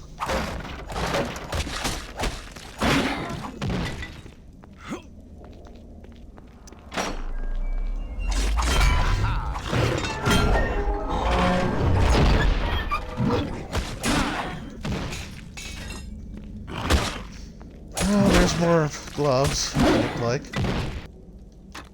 But those gloves, I think, were +5.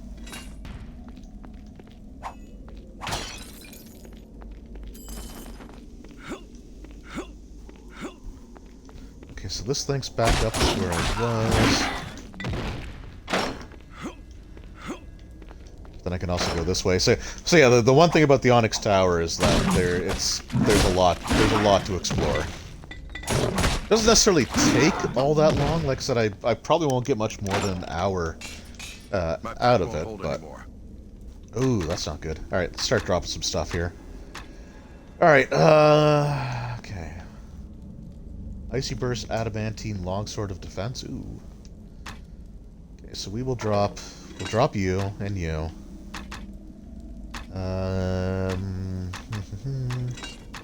6 pounds.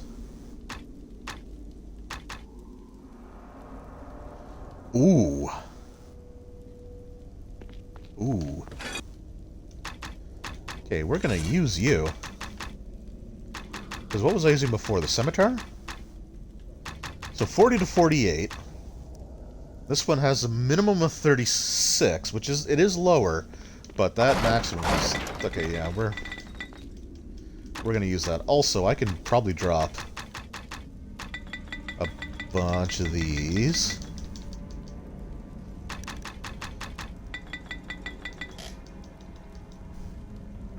Oh, and I maxed out the,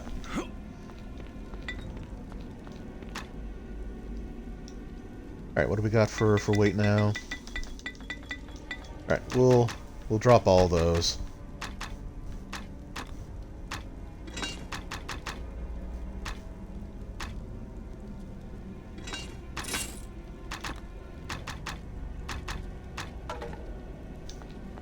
Alright, there we go. That'll free up some weight for us.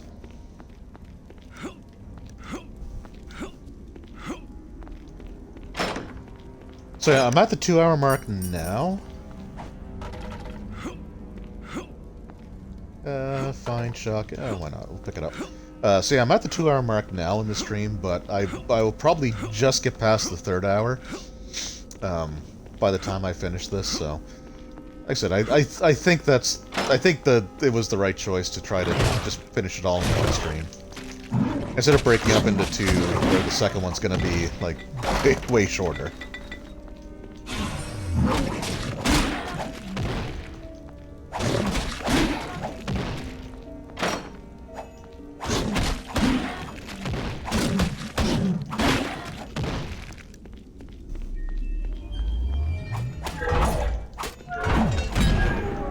Treasure chest in here, really? I mean, there's lots of breakable stuff that will have potions and whatnot in there, but not overly concerned about that. Well, a single gold, huh? At this stage of the game, I'd rather there be no gold than that.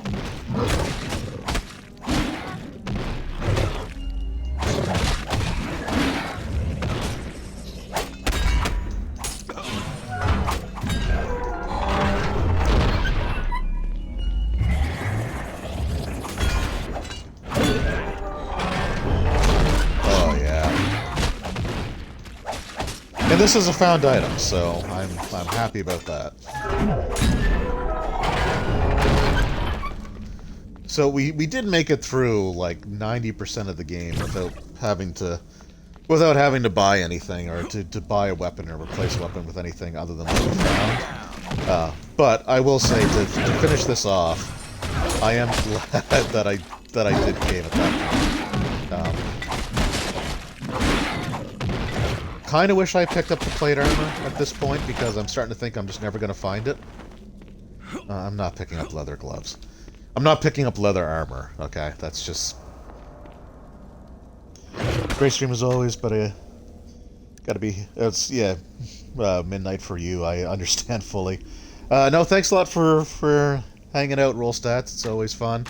I will see you... I can't remember what the next game is that we're gonna be in. If it's another Cult Cthulhu, or if it's gonna be the 3.5 game. But regardless, it's always great talking to you, man. And have a good night, and I'll see you next time. See you when I see you.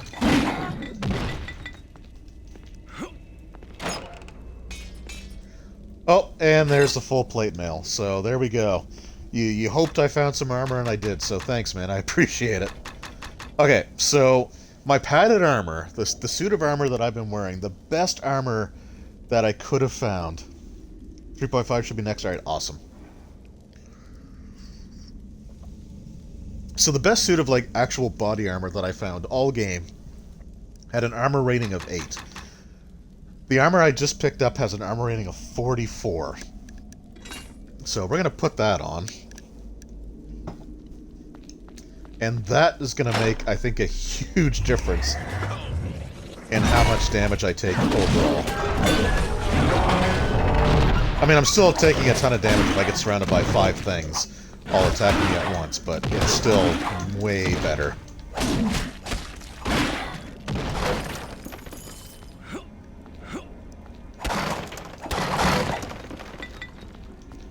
Oh yeah, that feels good. Half plate helmet plus 5. No, I think we already established that's not as good, but... Alright, no, I'm feeling much better now. We are finally equipped. Okay, alright, now you're just showing off. I don't need another plus 5 suit of full plate armor. I'm gonna drop you, though. Alright, drop you, and you, and you.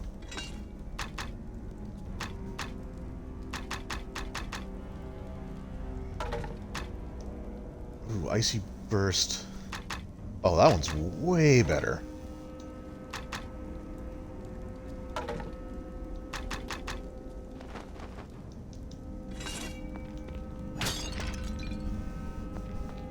It's one hell of an archer. Yeah, it's just, I mean, actually, I did finally, so, this bow is actually pretty good.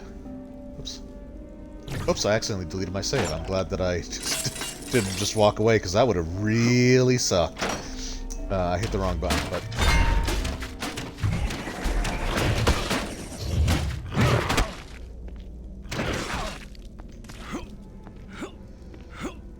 I mean, yeah, so the bows in this game are just never really as good as the melee weapons, but that... Whoa, okay. But the damage on this is really good, so... And if I were to switch over to, say, like, Hail of Arrows...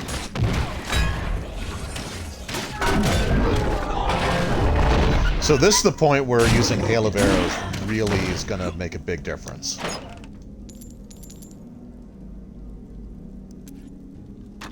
Another Ring of Strength plus 5. What do I got on for rings, for strength rings? 4? Nope, we're going to go with plus 5.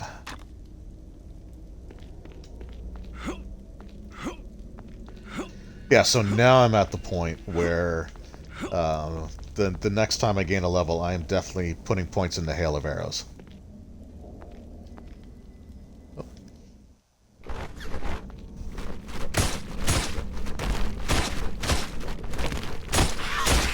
Oh, that feels good. And it's going to give me a reason to actually pick up and use the mana potions.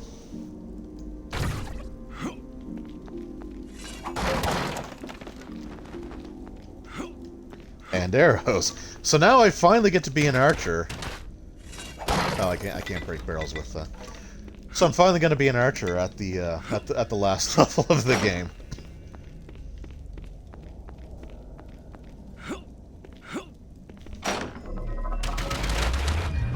Okay, so these guys are brutal. Or they can be brutal. They can hit like a ton of bricks. And they do like the Bart and Lisa Simpson, like I'm just gonna kick the air, and if you get hit, it's your own fault. Or the General Grievous style of lightsaber fighting. But yeah, like just being able to drop the I didn't even see what that was. Being able to drop those guys. Oh, another play +5. Come on, game.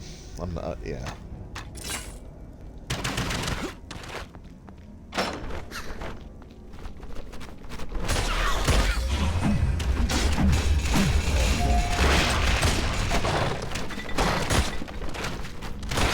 So now I can be the Arcane Archer. So the Archer in this game is, in my opinion, he's the weakest of the three characters.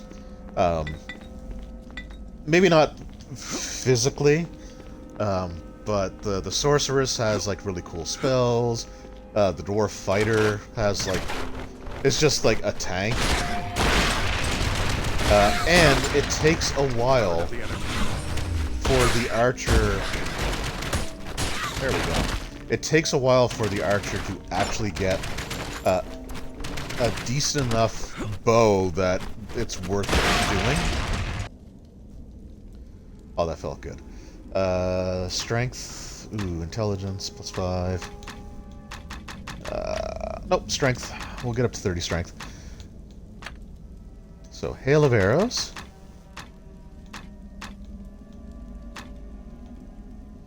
And we'll do meditation and meditation.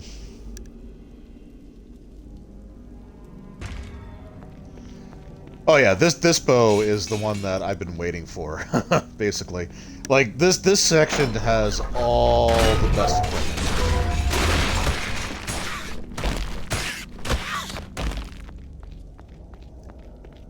And I guess there are some good bows that you can buy. The Archer is the Archer's a great second character to have. It's not as good to play as like a single player. Holy crap! I'm out of arrows all of a sudden.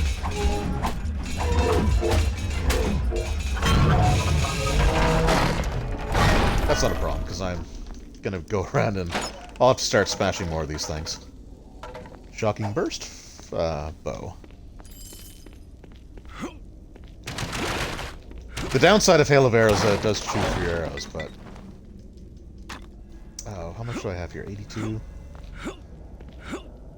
I know that I think there's some back here as well.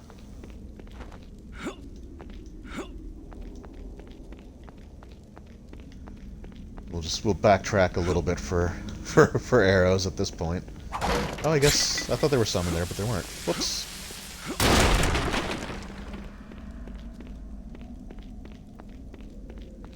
Anyway, it's fine. We'll pick up arrows as we go. But yeah, like this is where this is how long it took for my character to finally get a bow worth using.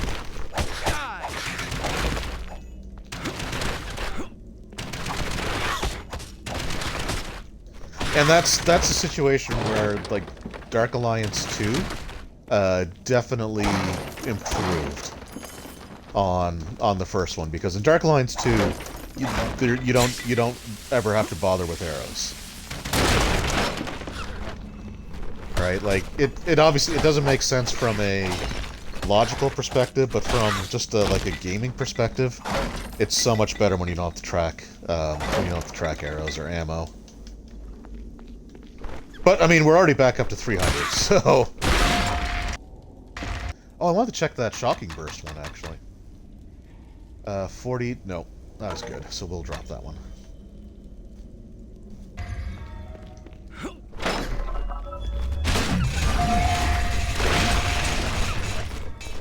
And to be fair, like, I am almost exclusively using the hail of arrows, but you can see just how effective that is. It's definitely the best archer ability once you start getting the stuff that you need to,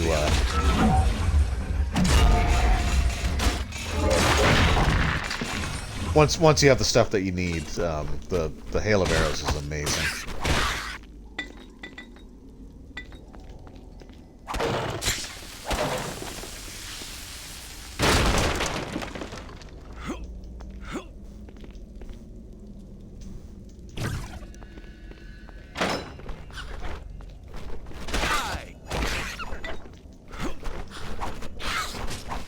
So I still want to go through and try to get as much stuff as I can.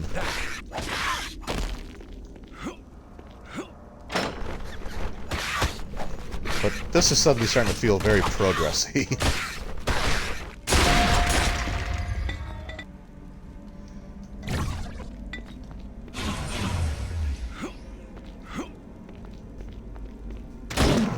Monitors.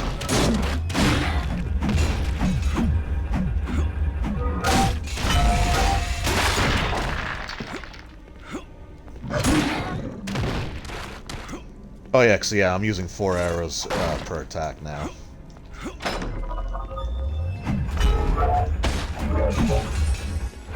Oh, we're gonna keep going with those.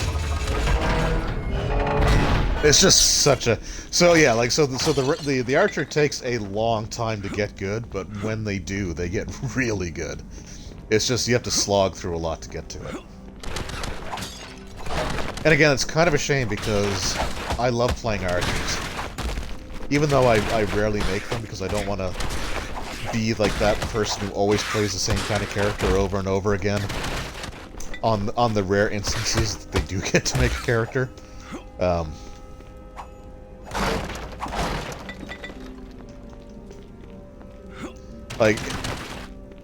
Where I'm playing in Roll Stats versus Strahd game, if the character that I'm currently playing dies, the next one that I make will be an archer.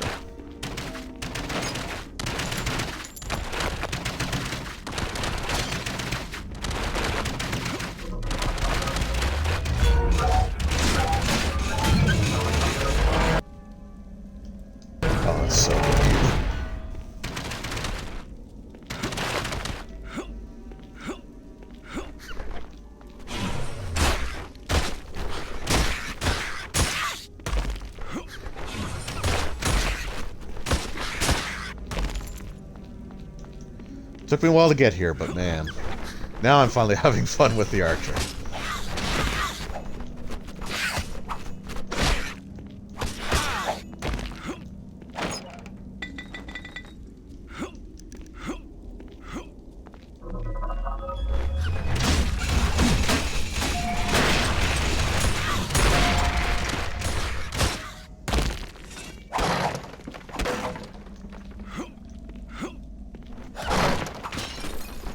Alright, sorry, just getting a little caught up on what I'm doing here. So I think we're almost... Geez, are we back at the beginning? We are, aren't we? Yeah, okay, cool. So we completely looped around. That's okay. I'll get the experience. The experience is always good. There might be some arrows back here, too, that I missed. I can pick up as I go.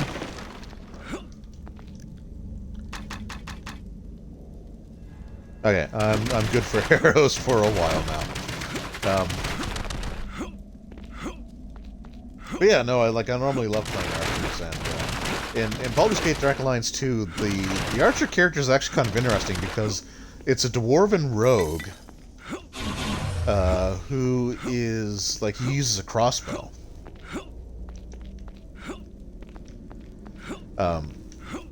So he's sort of like the archer character, although you don't have to.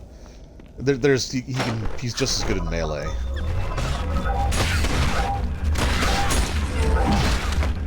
Okay, gotta get out of that because that was bad. That was a bad situation. I don't have the energy. Okay, get the energy.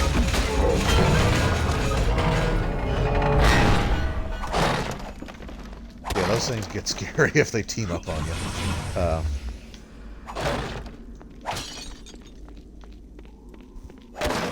But yeah, so like this game has the dwarf fighter, the human arcane archer, which is wrong because in 3.5 you have to be an elf to be an arcane archer. But regardless, so you've got that, and then you have the elven sorceress. Ooh, 36 to 88. Oh wait, no, what I'm using is still way better. So the second game has the human barbarian. The Dwarven Road, there's a half-drow monk, a female human cleric, and there's a moon elf necromancer. So there's a really interesting mix of characters. You got like two humans, two elves, and a dwarf. And all the characters except for the barbarian also has like an NPC they can talk to,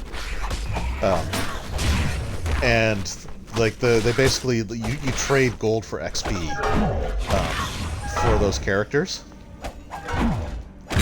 So like the elven necromancer is my favorite character from a background perspective, because he is suffering from a form of amnesia, and he's kind of like he's a necromancer, right? He's a sorcerer necromancer, and he's carrying this book with him that he has no idea how he got it or all of what's in there. So his contact is the scholar, and you trade, like I said, you trade experience points for experiences like 2,000, 4,000, like 6, 8, and 10,000 or something like that, gold for experience. The barbarian has no one he can do that with, but the barbarian doesn't need anyone to do that with, because the barbarian is super overpowered. Holy crap.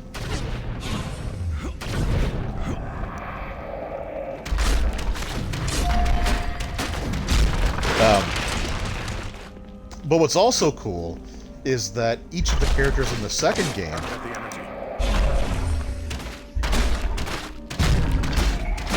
let's just get this guy out of here. So each of the characters in the second game has a prestige class that they gain.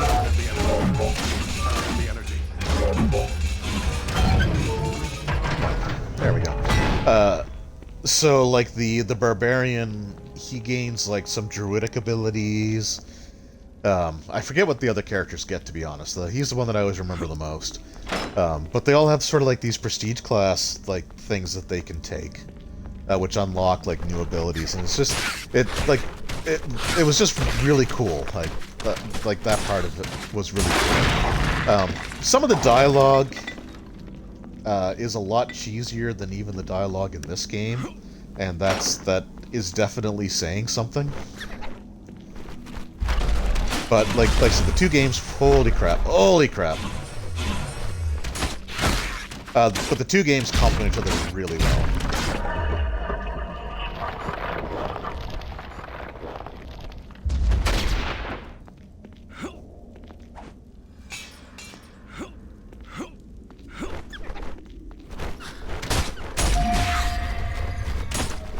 I don't have the energy.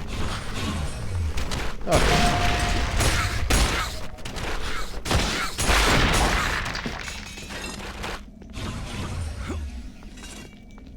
Switch back to my melee weapon for a little bit.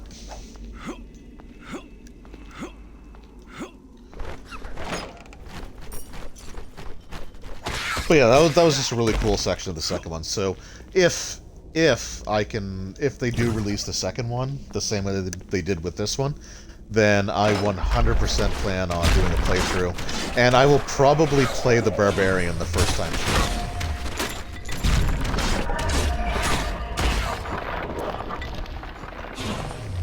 Because the barbarian is the ultimate, like, single-player character. Oop. So one of the things that the barbarian can do, like he can dual wield weapons. Holy crap, they deal a ton of damage. So yeah, he can dual wield weapons, and he can eventually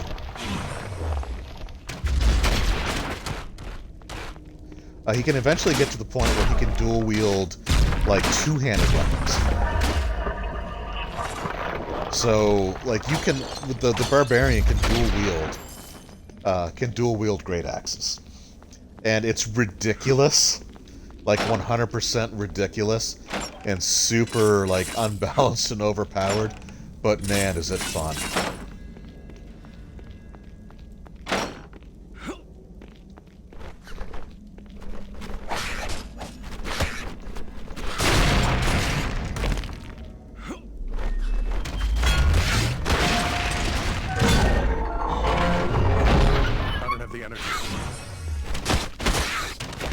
Oh man, I'm loving the archer now.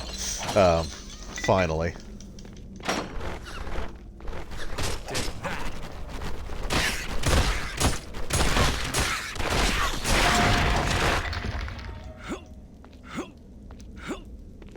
So yeah, one of my favorite characters to play back in the day was my Elven Ranger using like the D&D 3.5 rules. So the campaign that I was running it in was technically a 3.0 game, but it's like I would really like to play a ranger, and the ranger sucks. Like the 3.0 ranger was awful. So I was like, you know, would you be like and I said to the end, like, it's totally your call, right? Like, you know, if you say no, that's fine. Like, I'm not going to get upset or anything. But would it be okay to try playing a 3.5 Ranger in this 3.0 game? Because most of what they have is compatible. Right. It's just the fact that they're just a better class overall, like, in terms of literally everything. The 3.0 Ranger was awful. Their favorite enemy class ability sucked. Like, they were just not good.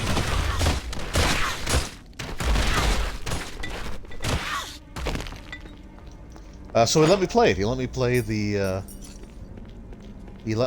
3.5 Ranger, and I had a ton of fun with that character.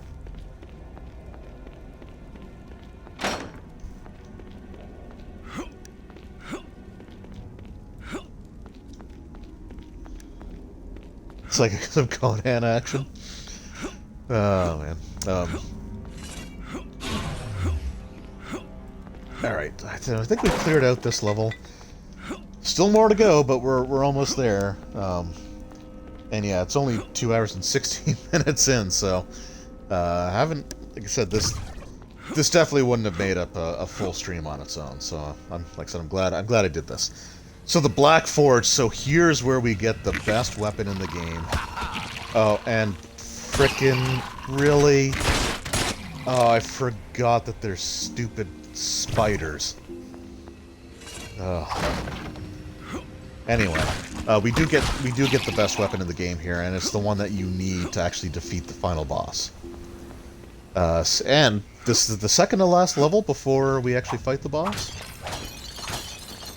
And I think this is the last level where we actually encounter enemies.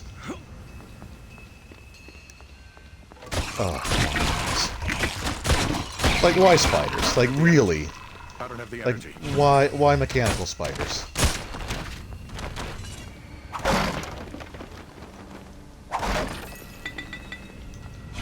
Was that really necessary? One of my buddies always plays an elf. It's what he likes. Well, elves are my favorite. They're my favorite race in D&D. Okay, yeah. Oh, I forgot about these fire elementals too. That just throw frickin' fireballs at me.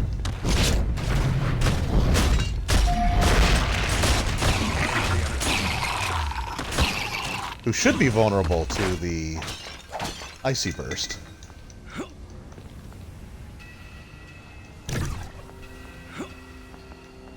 You know, like so elves are my favorite race to play, and but because I don't get a chance to play very often, I do want to try different things.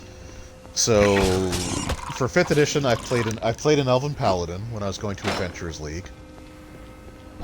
Although I didn't get to play that character very much because I really didn't like my experiences in Adventurers League. Overall, I still had some fun. Like, it wasn't like the worst thing ever, where I hated every second of it, but it just wasn't the kind of gaming that I wanted to do. But I played an elven paladin there, and I did like that character. And then I played a dwarf. I played a dwarf wizard who was like a battle mage from the Xanathar's Guide to Everything, I think it was. And I took the dwarven sub-race that gave you proficiency with. So the combination of race and class. Okay, you need to go away. The combination of race and class gave me proficiency in like medium armor and like I think martial weapons. If not martial weapons, then just like certain dwarf weapons. And he was a lot of fun because he presented himself like he was a fighter, right? Because he was wearing armor. He had a weapon and whoops! I erased my save again, but I just made a new save, so we're good. Yeah, he presented himself as a fighter. Okay, I just want to make sure that the save was there. He presented himself as a fighter, but he was actually a wizard. It was just like a weird concept that I wanted to try, and it worked pretty well. He was actually the way the group was made up. He ended up being like essentially the party's tank. All right, so here's the guy. This is like the Iron Golem. Holy crap! This is like the Iron Golem that you see in the Monster Manual for 3rd edition. Like that's how it looks. And he's taking a lot less damage from my arrows. There we go. Oh, that's good. And there it is. The Onyx Sword. And a level. Hail of Arrows. Yeah, let's do it. So the Onyx Sword. So the current weapon that I'm using... Where is it? Current weapon I'm doing is 36 to 117. That's pretty good. The Onyx Sword is 90 to 120. So its minimum damage is 90 plus your strength modifier.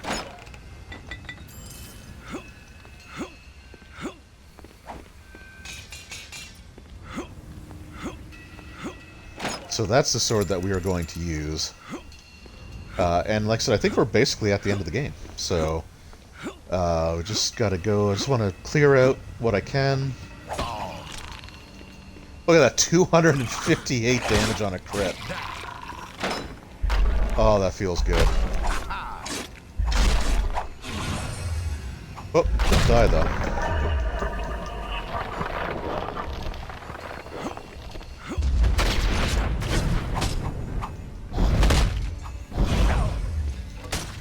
Oh god, those elements are so long. But yeah, that's just a ridiculously good sword.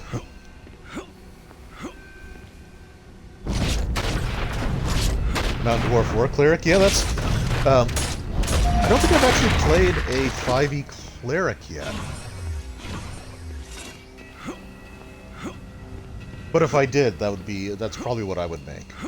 Would be a War Cleric with the... It would probably be a Dwarf too, truth be told. I just like the Dwarf Cleric race class combination. Alright, so here we enter the Hall of Remembrance.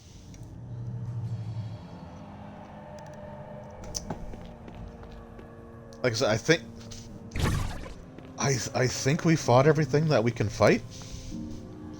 So this is a hallway with a whole bunch of just like side secret doors. These are like illusory walls that you can walk through.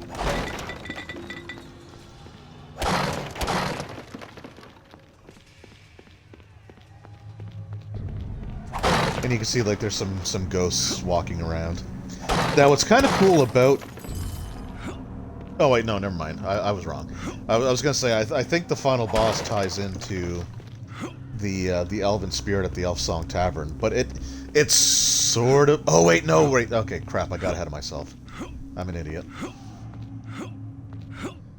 Forget I said any of that. And we'll get there.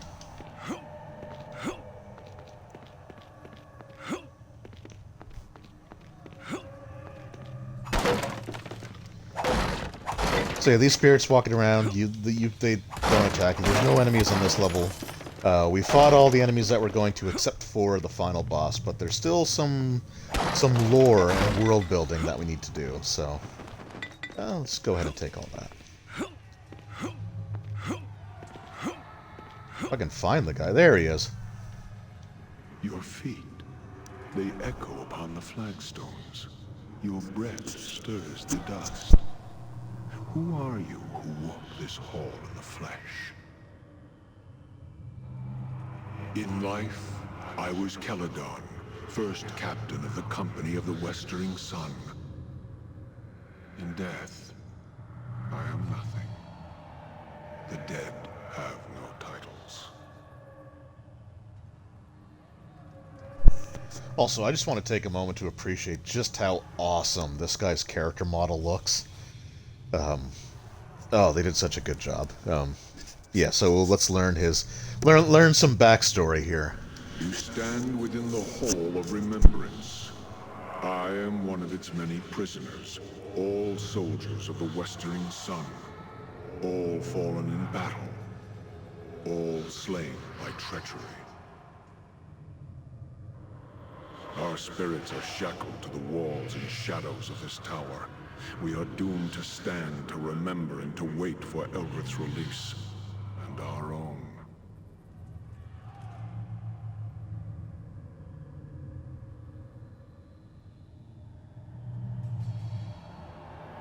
This tower, our deaths, and the doom that shall come to Baldur's Gate. These threads are all tied together, and within each strand is a betrayal. Would you hear me speak of these things? Of Eldrith. Who is Eldrith? Much time has passed, I see, for how many names to have been ground beneath time's heel. Have you not heard of Eldrith the Betrayer, the traitress of swords, Eldrith of the Westering Sun? That she has been forgotten is irony of a sort.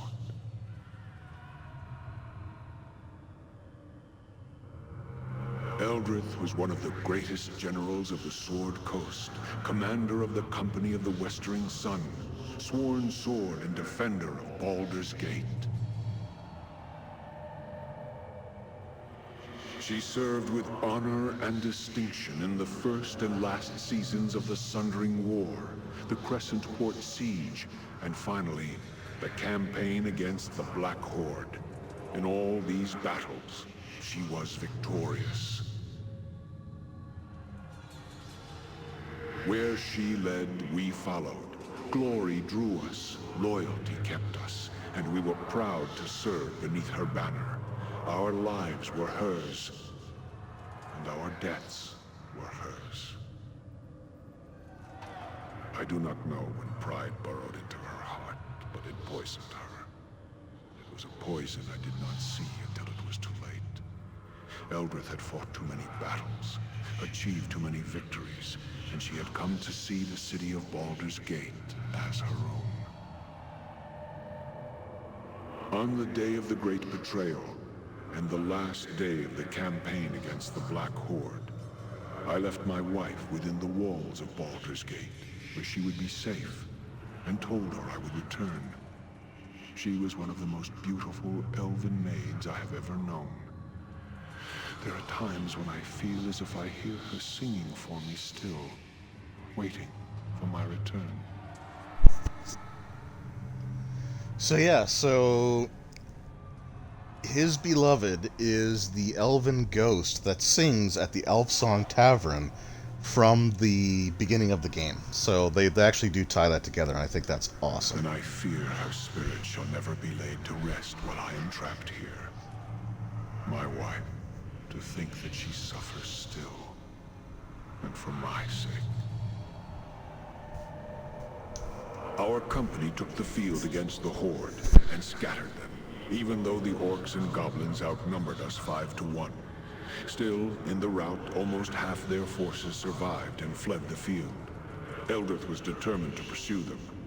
The Dukes of Baldur's Gate refused.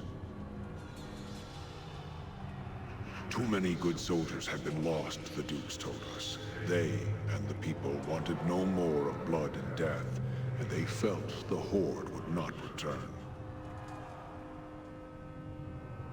Eldrith was furious. Even though we had lost many men, she felt it was better we deal a death blow to the Horde and ensure they never threatened Baldur's Gate again. And so she defied the Dukes and led us to our deaths. Already weakened, we chanced upon one of the straggling bands of the Horde and cornered them within the Dosiah's cleft. It was tactical brilliance in trapping them within the canyon. But in doing so, we gave them no choice but to fight us. Backed into a corner, the Horde proved more vicious than we had anticipated. Eldrith, fearing of losing the field, sent a messenger back to Baldur's Gate for reinforcements before the Horde broke free of her trap. The reinforcements never came, and the Horde overran us. Eldrith survived. I survived. Many of the company of the Westering Sun did not. Now there are many graves within the Dosiah's cleft, and much of the ground there is strewn with bones of our soldiers, mixed with the orcs and goblinoids. Eldrith became a thing, a creature consumed by fury. Wounded, she returned to Baldur's Gate to demand an audience with the Dukes. Instead, she was met at the gates and told that for her disobedience upon the battlefield, the walls of Baldur's Gate would be forever closed to her and the Westering Sun. Eldrith, she gathered us, all of us who remained, all of us who had sworn to serve her, and she ordered our broken company to attack the walls of her city. She swore she would take it from the Dukes, make it hers, and put the Dukes to the sword. It would be justice, she said.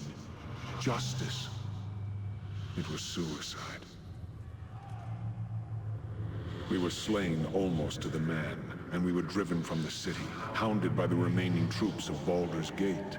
We knew no rest, no peace, and they pursued us for leagues upon leagues, all the way to the marsh of Chalimber. They feared Eldrith's wrath so greatly that they were determined that she should not escape alive.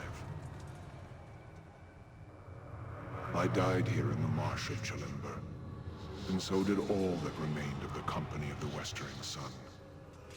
Eldrith was the last to die, brought low by crossbowmen and archers, men who feared to come within reach of her sword. Even against death, Eldrith's fury prevailed. Now she lives again, a creature of terrible power and terrible anger. In her eyes, she sees nothing but Baldur's Gate in flames.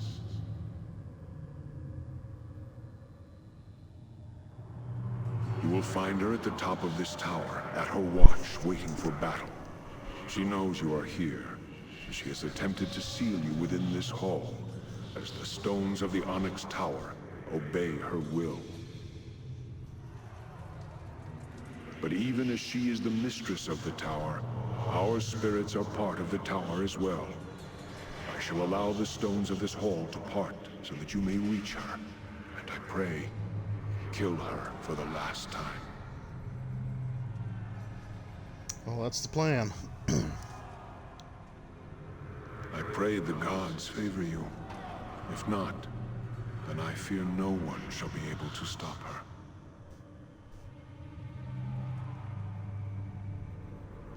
Eldrith's will is tied to the tower. Surely you know that when she is slain, this tower will die as well. It will fall into the elemental plane of fire and be consumed. You cannot escape this tower while she lives, and not after she is dead. Can you not use the way you entered to escape? Not exactly. The tower itself touches many places, other planes of existence. It even creates gates to them. Perhaps there is some manner by which these gates may be used to escape. But I do not know. She is a creature of death now. Great powers are hers to command. If you go to face her, then you must be ready in both mind and body. Take your greatest weapons, arm your mightiest spells. That is all the advice I can offer you. Be careful should you choose to lock steel with her. Eldrith was one of the greatest swordsmen ever known, and hers is a murderous will. Be careful you do not approach within striking distance of her blade, or the battle shall be over for you. Still, Eldrith has given much of herself and her spirit to this tower so she could command it. Perhaps you may find strength to defeat her by turning this link against her. If this tower is linked to her, then a blade forged from the walls of this tower and constructed on the Black Forge may be your greatest weapon.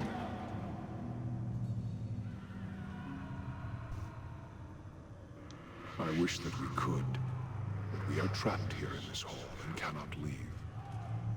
We will pray for you, stranger, as we pray for all Baldur's Gate. May the gods watch over you.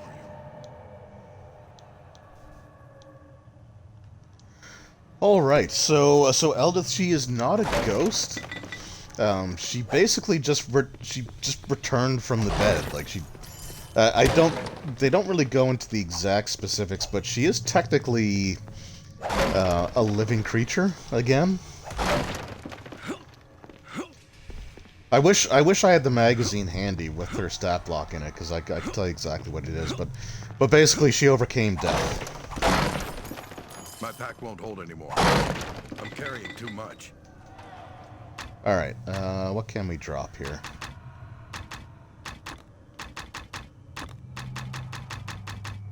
Lots of stuff, honestly. Alright, that's only worth... yeah.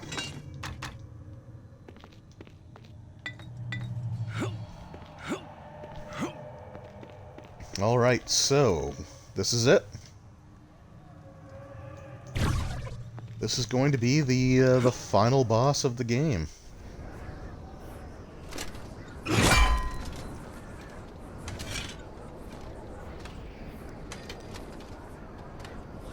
So, the dogs of Baldur's Gate once again hound me, and all the way to my sanctuary this time, though it lies a horizon's distance from their walls. Can it be they fear me that much? They have that much wisdom, at least. So, like, I know she's sort of like a fallen paladin type of character. I will say they really missed an opportunity to make her a Death Knight. Because, essentially, like, her, you know, descent into madness, her being, you know, brought down by the people that, at one time, she was sworn to protect. Like, that, and dying in the Marsh Limber, like, that would have been a perfect origin for a Death Knight. Your army is scattered. Baldur's Gate knows your plans, and you have nowhere left to run. Surrender. Huh. I hold best of death.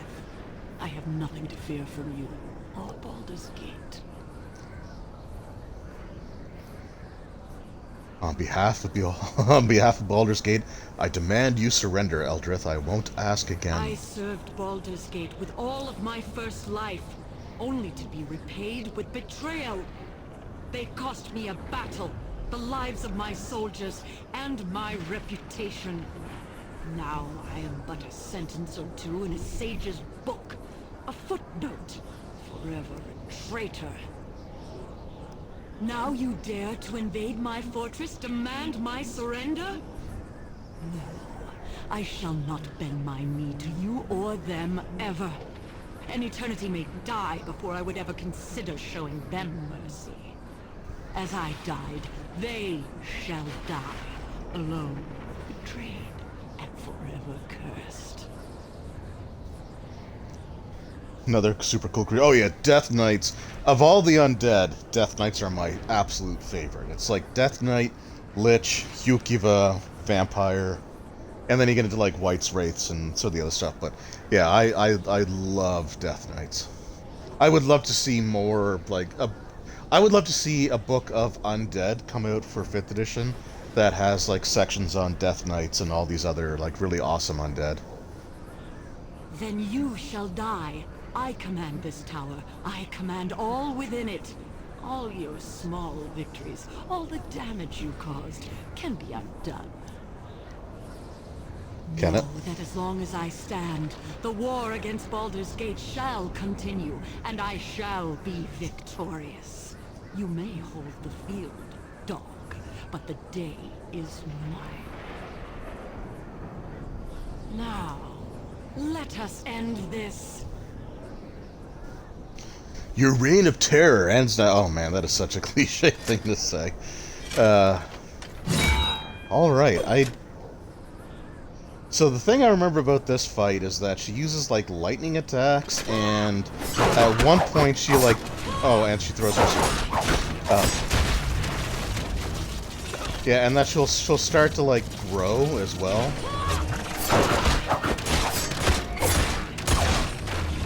Holy crap, that was a lot of damage.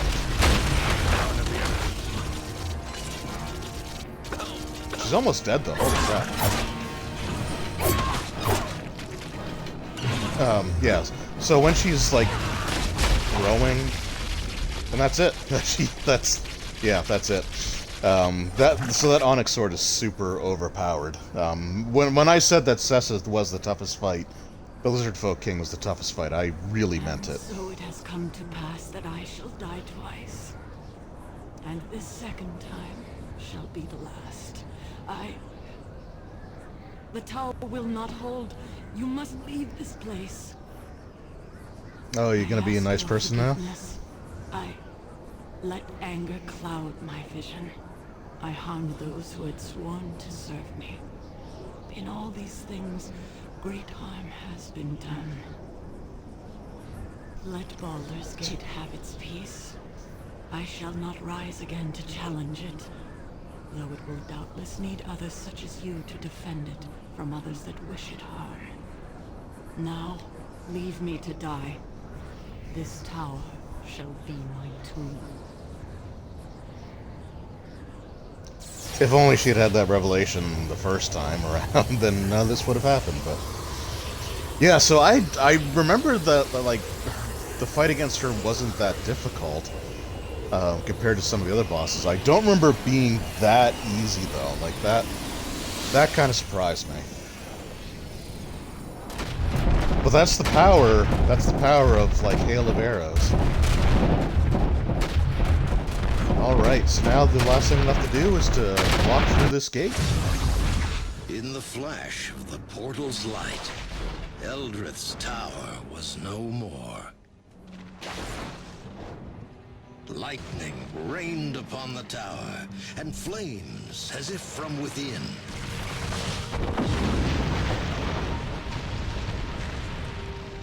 And thus, in a storm of fire and lightning, Eldrith died her second death.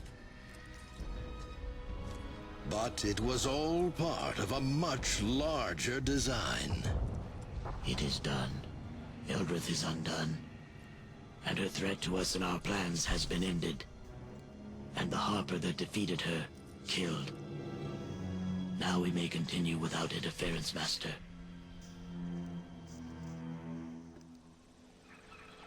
Where That did the portal son of a... lead?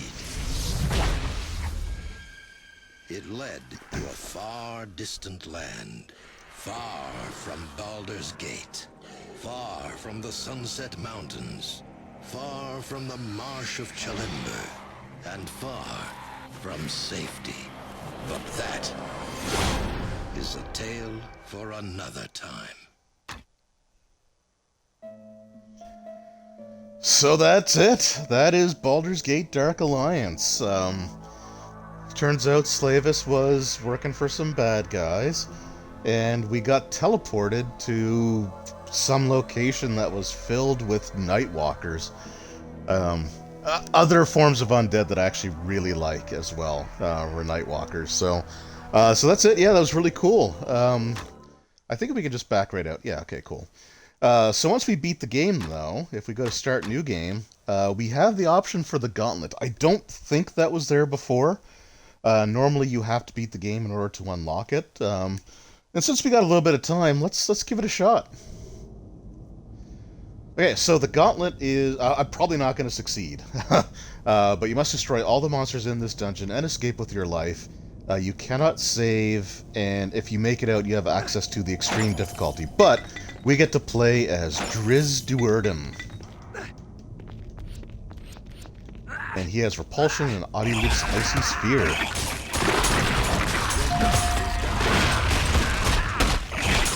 So yeah, I'm gonna die. I died. So this is like a really brutal mode. I'm not gonna beat it. I'll try it a couple of times to see what happens. But it's cool. So you can unlock Dritz. So at the end of the gauntlet, if you succeed, oh come on, man. If you succeed, you can actually create a save file, and then you can import Dritz into your game, so you can actually play as Dritz.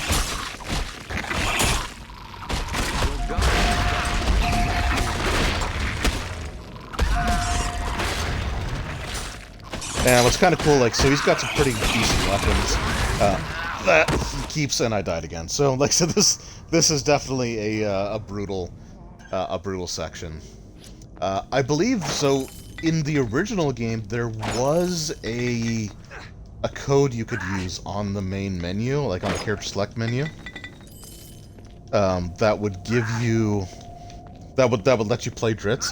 I don't know if that's still a thing in this port or not.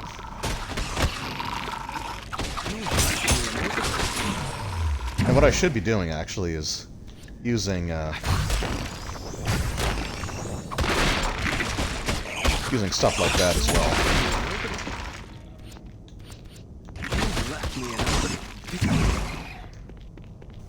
And you got 15 minutes to get through everything, but like I said, I'm probably not going to finish this, but we'll try it.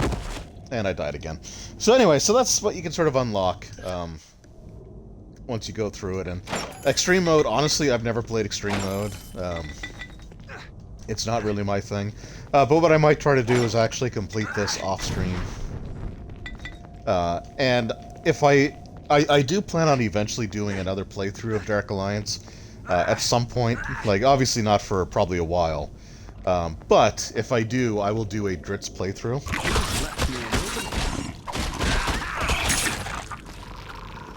Because the Dritz playthrough is kind of cool. Especially like when you get to the Dwarven Mines. Just because like you've got that thing where it's like, oh, you don't have to look at the drow about you, but you can.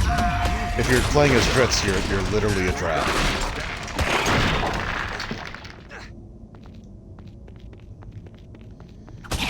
Yeah, like extreme. Like if you really want to push like your skills at the game, that's fine. It's not for me. Like I play games to have fun,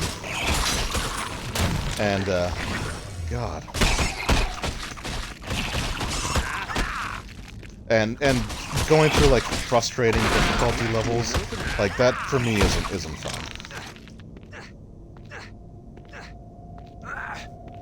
But I think we finally... Nope, more spiders here.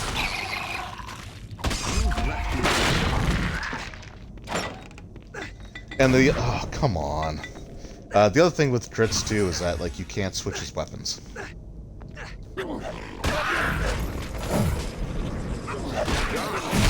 So, like, you can never switch out his scimitars. Am I really getting bodied by kobolds? Come on.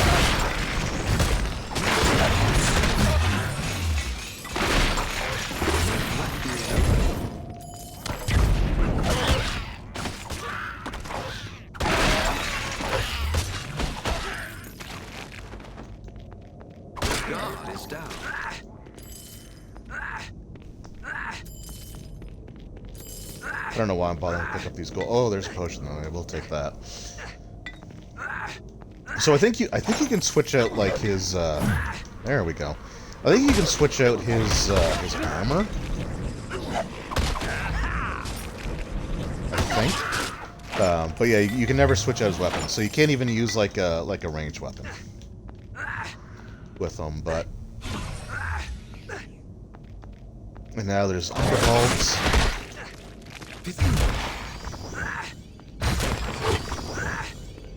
Like I said, I'll see if I can get through it. I do love like the voice acting for him, like the very British sounding. Oh, okay.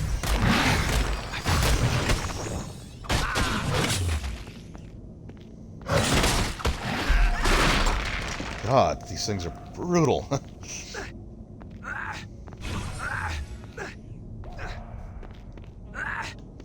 Oh, right, there were 3 of them. No energy left.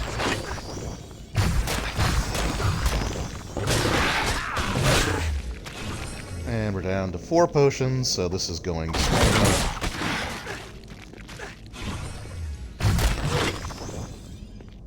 I have no energy left.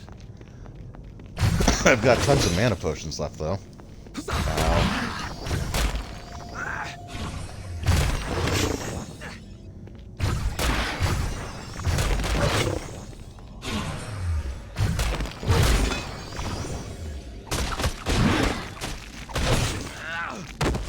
And I died. Alright, so that's basically it. I'm not going to keep going through that, because it's a really frustrating section. I'm going to see if the button codes actually work to play as... Triss, actually, I wonder if I can do that now. We're just kind of screwing around at the end of the stream now, but let me just see if I can find the combination.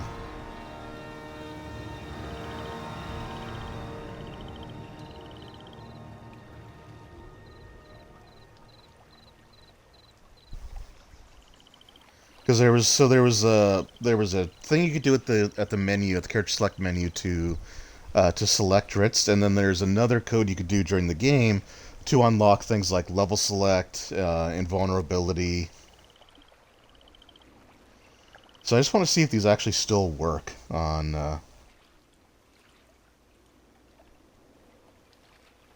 Just want to see if these actually still work on the newer version of the game.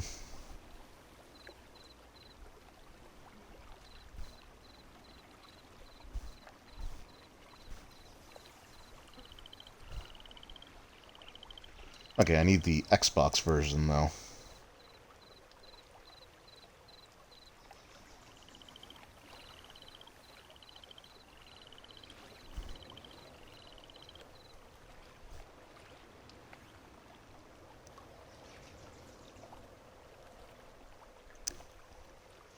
I said just be kind of a. I prefer to get them that way, over.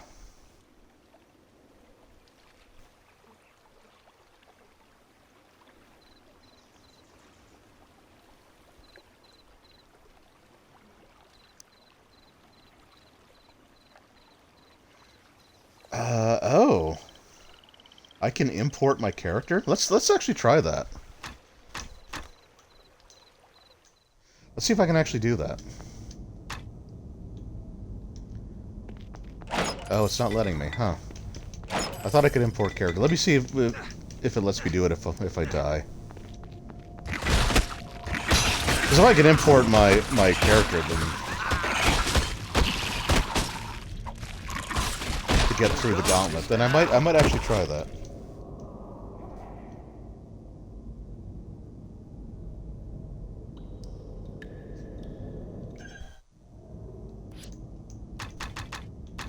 Okay, no, I can't. All right, exit the main menu. I thought there was a way that I could do that, but yeah, I just gotta find the code to.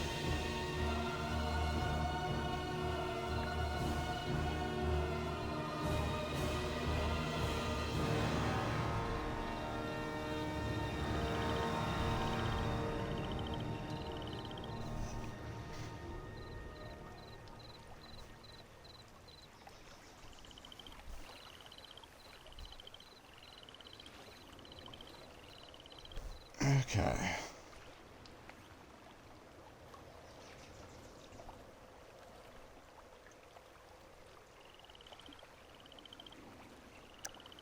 I'm just not finding it. That kind of sucks. Like, so there was a button code that allowed you to do it.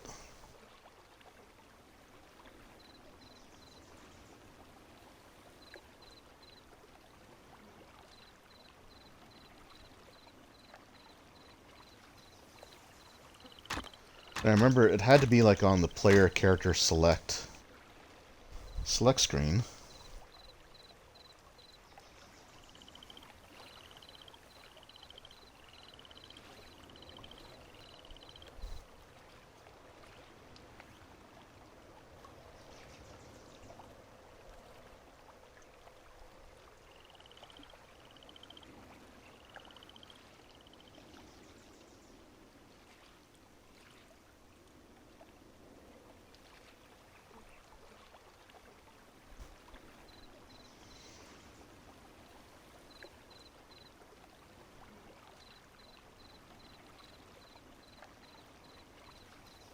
That's being a pain here. So, I don't know. I guess I'm not going to be able to find it. I was really hoping I could, because I wanted to see if that still worked. That was actually something that I wanted to test.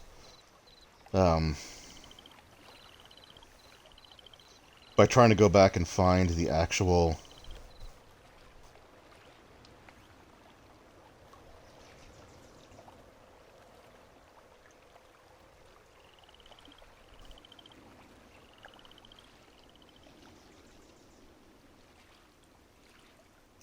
Oh, okay. Never mind. So the unlocked Ritz code didn't exist on the Xbox version, so it's probably not here either. So this came out for like the original Xbox, PlayStation 2, and the GameCube. And I had the GameCube version, and on the GameCube there was a button combination you could do on the character select screen. Like, I think you had to be on like the Elven Sorceress and hold a certain combination of buttons. And you would just play as Dritz, but apparently the Xbox version never had that code. So the only way for me to get them is to actually go through the gauntlet. So I'm not going to do that in this one, but we did beat the game. So that was really cool. I'm surprised. That it only took 4 streams. Like I said, I really thought it was going to take a little bit more, but. Overall, it was a ton of fun. I will eventually do another stream of this game, probably around the time that, if like the second one comes out, I might do a stream like going through it as Dritz, and doing that like leading up to the release of the second one. So I'll definitely come back to this game at some point in the future. But yeah, I was really happy to get this done. The next game that I'm going to play in the Monday slot is going to be Pathfinder Kingmaker, so that's something I'm also looking forward to. But what's interesting is, like, with this week's streams, with this Baldur's Gate Dark Alliance and Dragon Age Wednesday, I will be finishing the Dragon Age Origins main storyline this week as well. So I'm actually going to get to knock 2 games out in a single week, so I think that's kind of neat. So anyway... but that's it for this one. We've done it. The gauntlet's just too much for me to try to go through right now. I guess, could I try the cheat code menu?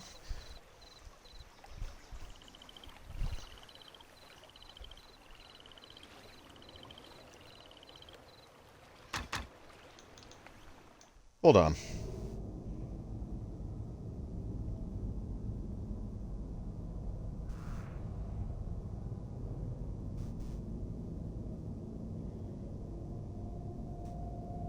Okay, woof, this looks kind of rough.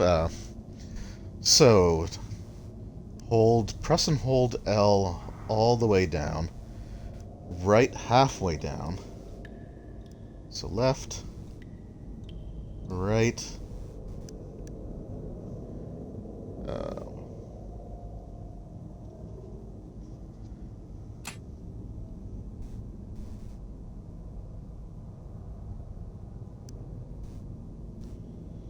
gosh dang, this is brutal.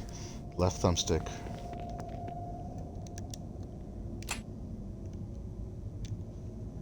Oh, alright, let's...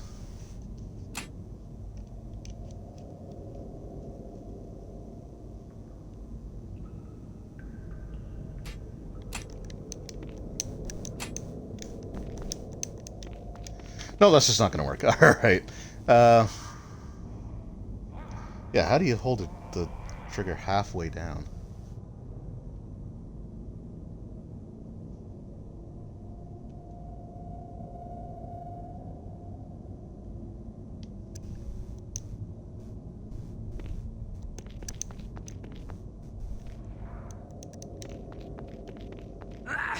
Anyway, okay, no, that's just not gonna work. All right, yeah, that's it. I might cut some of this out on the YouTube stream. we'll see. But yeah, so anyway, I like I said, I had a lot of fun going through this. I was gonna try to do some stuff. I want to see if I could actually try to get through, but that's obviously not gonna happen now. So, plus we're about to hit the 3-hour mark anyway, so I think I've padded this out enough. But yeah, so Kingmaker's next. I will be putting up a poll for a couple of different character choices. I'll probably do like race on. I'm gonna do 2 different polls, one on YouTube, one on Twitter. So one of them will be like the class, the other one will be the race, and whichever ones wins those 2, that's what I'll end up making. I will probably go pretty light on the kingdom management aspect of the game, and we'll see how far I actually get into it. Like, I know that it is a very lengthy game.